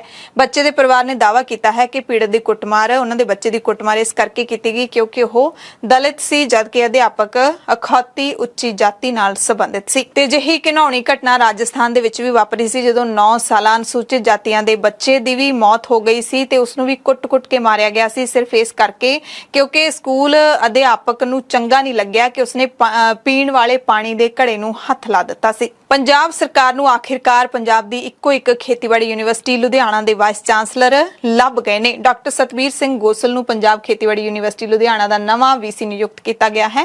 ਮੁੱਖ ਮੰਤਰੀ ਭਗਵੰਤ ਮਾਨ ਨੇ ਡਾਕਟਰ ਗੋਸਲ ਨੂੰ ਸ਼ੁਭ ਕਾਮਨਾਵਾਂ ਦਿੱਤੀਆਂ ਨੇ। ਇਸ ਦੇ ਨਾਲ ਇੱਕ ਚਿੰਤਾ ਵਾਲੀ ਖਬਰ ਵੀ ਜ਼ਰੂਰ ਦੱਸ ਦਿੰਦੇ ਹਾਂ। ਸੋਗ ਵਾਲੀ ਖਬਰ ਹੈ ਕਿ ਪੰਜਾਬ ਦੇ ਸਾਬਕਾ PCS ਅਧਿਕਾਰੀ ਪ੍ਰੀਤਮ ਸਿੰਘ ਕੁਮੇਦਾਨ, ਜਿਹੜੇ ਕਿ ਪੰਜਾਬ ਦੇ ਹੱਕਾਂ ਦੇ ਲਈ ਡਟ ਕੇ ਲੜਦੇ ਰਹੇ ਸਨ, ਉਹਨਾਂ ਦੀ 100 ਸਾਲ ਦੀ ਉਮਰ ਦੇ ਵਿੱਚ ਮੌਤ ਹੋ ਗਈ ਹੈ। ਅਫਸੋਸ ਦੀ ਗੱਲ ਇਹ ਹੈ ਕਿ ਪੰਜਾਬ ਦੇ ਬਹੁਤ ਸਾਰੇ ਮੁੱਦਿਆਂ ਦੇ ਨਾਲ, ਖਾਸ ਕਰਕੇ ਪੰਜਾਬ ਦੇ ਪਾਣੀਆਂ ਦੇ ਨਾਲ ਜੁੜੇ ਬਹੁਤ ਸਾਰੀਆਂ ਜਾਣਕਾਰੀਆਂ ਨੂੰ ਆਪਣੇ ਨਾਲ ਹੀ ਲੈ ਕੇ ਉਸ ਦੁਨੀਆ ਤੋਂ ਚਲੇ ਗਏ ਨੇ। ਪਿਛਲੇ ਸਮੇਂ ਦੇ ਵਿੱਚ ਅਸੀਂ ਉਹਨਾਂ ਦੇ ਨਾਲ ਇੰਟਰਵਿਊ ਕਰਨ ਦੀ ਕੋਸ਼ਿਸ਼ ਵੀ ਕੀਤੀ ਸੀ, ਪਰ ਉਹਨਾਂ ਦੀ ਸਿਹਤ ਨਾਸਾਜ਼ ਹੋਣ ਕਰਕੇ ਬਹੁਤ ਸਾਰੀਆਂ ਜਾਣਕਾਰੀਆਂ ਉਹਨਾਂ ਤੋਂ ਲੈਣੀਆਂ ਬਾਕੀ ਰਹਿ ਗਈਆਂ ਨੇ ਅਤੇ ਵੀਰਵਾਰ ਦੇਰ ਰਾਤ ਨੂੰ ਉਹਨਾਂ ਨੇ ਆਖਰੀ ਸਾਹ ਲਏ ਨੇ। ਮੋਹਾਲੀ ਦੇ ਵਿੱਚੋਂ ਰਹਿੰਦੇ ਸਨ ਅਤੇ ਮੋਹਾਲੀ ਦੇ ਫੋਰਟਿਸ ਹਸਪਤਾਲ ਦੇ ਵਿੱਚ ਹੀ ਪਿਛਲੇ ਕੁਝ ਦਿਨਾਂ ਤੋਂ ਦਾਖਲ ਸਨ। ਖੇਤੀਬਾੜੀ ਦੇ ਵਿੱਚੋਂ ਮਾਹਿਰ ਮੰਨੇ ਜਾਂਦੇ ਸਨ ਅਤੇ ਬਹੁਤ ਸਾਰੀ ਉਹਨਾਂ ਨੇ ਖੋਜ ਹੈ ਜਿਹੜੀ ਪੰਜਾਬ ਦੀ ਖੇਤੀ ਨੂੰ ਲੈ ਕੇ ਕੀਤੀ ਸੀ, ਪੰਜਾਬ ਦੇ ਪਾਣੀਆਂ ਨੂੰ ਲੈ ਕੇ ਕੀਤੀ ਸੀ। ਪ੍ਰੀਤਮ ਸਿੰਘ ਕੁਮੇਦਾਨ ਹੀ ਉਹ ਸ਼ਖਸ ਸਨ ਜਿਹੜੇ ਪਿਛਲੇ ਸਮੇਂ ਦੇ ਵਿੱਚ ਸਰਕਾਰਾਂ ਤੇ ਦਬਾਅ ਬਣਾਉਂਦੇ ਸਨ ਕਿ ਰਾਵੀ, ਬਿਆਸ ਅਤੇ ਸਤਲੁਜ ਦਾ ਪਾਣੀ ਜਿਹੜਾ ਰਾਜਸਥਾਨ ਤੇ ਹਰਿਆਣਾ ਨੂੰ ਦਿੱਤਾ ਜਾਂਦਾ ਹੈ ਉਸ ਦਾ ਮੁੱਲ ਲਿਆ ਜਾਵੇ, ਉਸ ਦਾ ਮੁੱਲ ਵਸੂਲਿਆ ਜਾਵੇ। ਕਿਉਂ ਇਹਨਾਂ ਸੂਬਿਆਂ ਨੂੰ ਪੰਜਾਬ ਦਾ ਜਿਹੜਾ ਮੁਫਤ ਪਾਣੀ ਦਿੱਤਾ ਜਾ ਰਿਹਾ ਹੈ, ਪੰਜਾਬ ਦੇ ਕੁਦਰਤੀ ਸਰੋਤਾਂ ਦਾ ਪਾਣੀ ਦਿੱਤਾ ਜਾ ਰਿਹਾ ਹੈ। ਸੋ ਪੰਜਾਬ ਦੇ ਵੱਡੇ ਮੁੱਦਿਆਂ ਖਾਤਰ ਲੜਨ ਵਾਲੇ ਇੱਕ ਯੁੱਗ ਦਾ ਅੰਤ ਹੋ ਗਿਆ। ਪੰਜਾਬ ਦੇ ਮੁੱਖ ਮੰਤਰੀ ਭਗਵੰਤ ਸਿੰਘ ਮਾਨ ਨੇ ਵੀ ਪ੍ਰੀਤਮ ਸਿੰਘ ਕੁਮੇਦਾਨ ਦੇ ਦੇਹਾਂਤ ਤੇ ਦੁੱਖ ਦਾ ਪ੍ਰਗਟਾਵਾ ਕੀਤਾ ਹੈ। ਹੁਣ ਇੱਕ ਖਬਰ ਉਹਨਾਂ ਸਭ ਲੋਕਾਂ ਦੇ ਲਈ ਹੈ, ਦੁਨੀਆ ਭਰ ਦੇ ਉਹਨਾਂ ਲੋਕਾਂ ਦੇ ਲਈ ਜਿਨ੍ਹਾਂ ਨੂੰ ਆਈਫੋਨ ਬਹੁਤ ਪਸੰਦ ਨੇ, ਜਿਨ੍ਹਾਂ ਨੂੰ ਐਪਲ ਕੰਪਨੀ ਦੇ ਪ੍ਰੋਡਕਟ ਬਹੁਤ ਪਸੰਦ ਨੇ। ਐਪਲ ਕੰਪਨੀ ਨੇ ਹੀ ਇੱਕ ਵੱਡਾ ਖੁਲਾਸਾ ਕੀਤਾ ਹੈ ਕਿ ਆਈਫੋਨ, ਆਈਪੈਡ ਤੇ ਆਈਮੈਕ ਨੂੰ ਹੈਕ ਕੀਤਾ ਜਾ ਸਕਦਾ ਹੈ। ਹੁਣ ਤੱਕ ਇਹ ਸੀ ਕਿ ਆਈਫੋਨ ਨੂੰ ਕਦੇ ਵੀ ਹੈਕ ਨਹੀਂ ਕੀਤਾ ਜਾ ਸਕਦਾ, ਆਈਫੋਨ ਦੀ ਸੁਰੱਖਿਆ ਨੂੰ ਕੋਈ ਸੇਂਧ ਨਹੀਂ ਲਾ ਸਕਦਾ, ਪਰ ਹੁਣ ਐਪਲ ਨੇ ਹੀ ਇਸ ਸੰਬੰਧੀ ਸੁਰੱਖਿਆ ਰਿਪੋਰਟਾਂ ਜਾਰੀ ਕੀਤੀਆਂ ਨੇ। ਉਹਨਾਂ ਨੇ ਆਈਫੋਨ, ਆਈਪੈਡ ਤੇ ਮੈਕ ਦੇ ਵਿੱਚ ਗੰਭੀਰ ਸੁਰੱਖਿਆ ਖਾਮੀਆਂ ਦਾ ਖੁਲਾਸਾ ਕੀਤਾ ਹੈ, ਜਿਸ ਕਾਰਨ ਹੈਕਰ ਇਹਨਾਂ ਡਿਵਾਈਸਾਂ ਤੇ ਪੂਰਾ ਕੰਟਰੋਲ ਕਰ ਸਕਦੇ ਨੇ।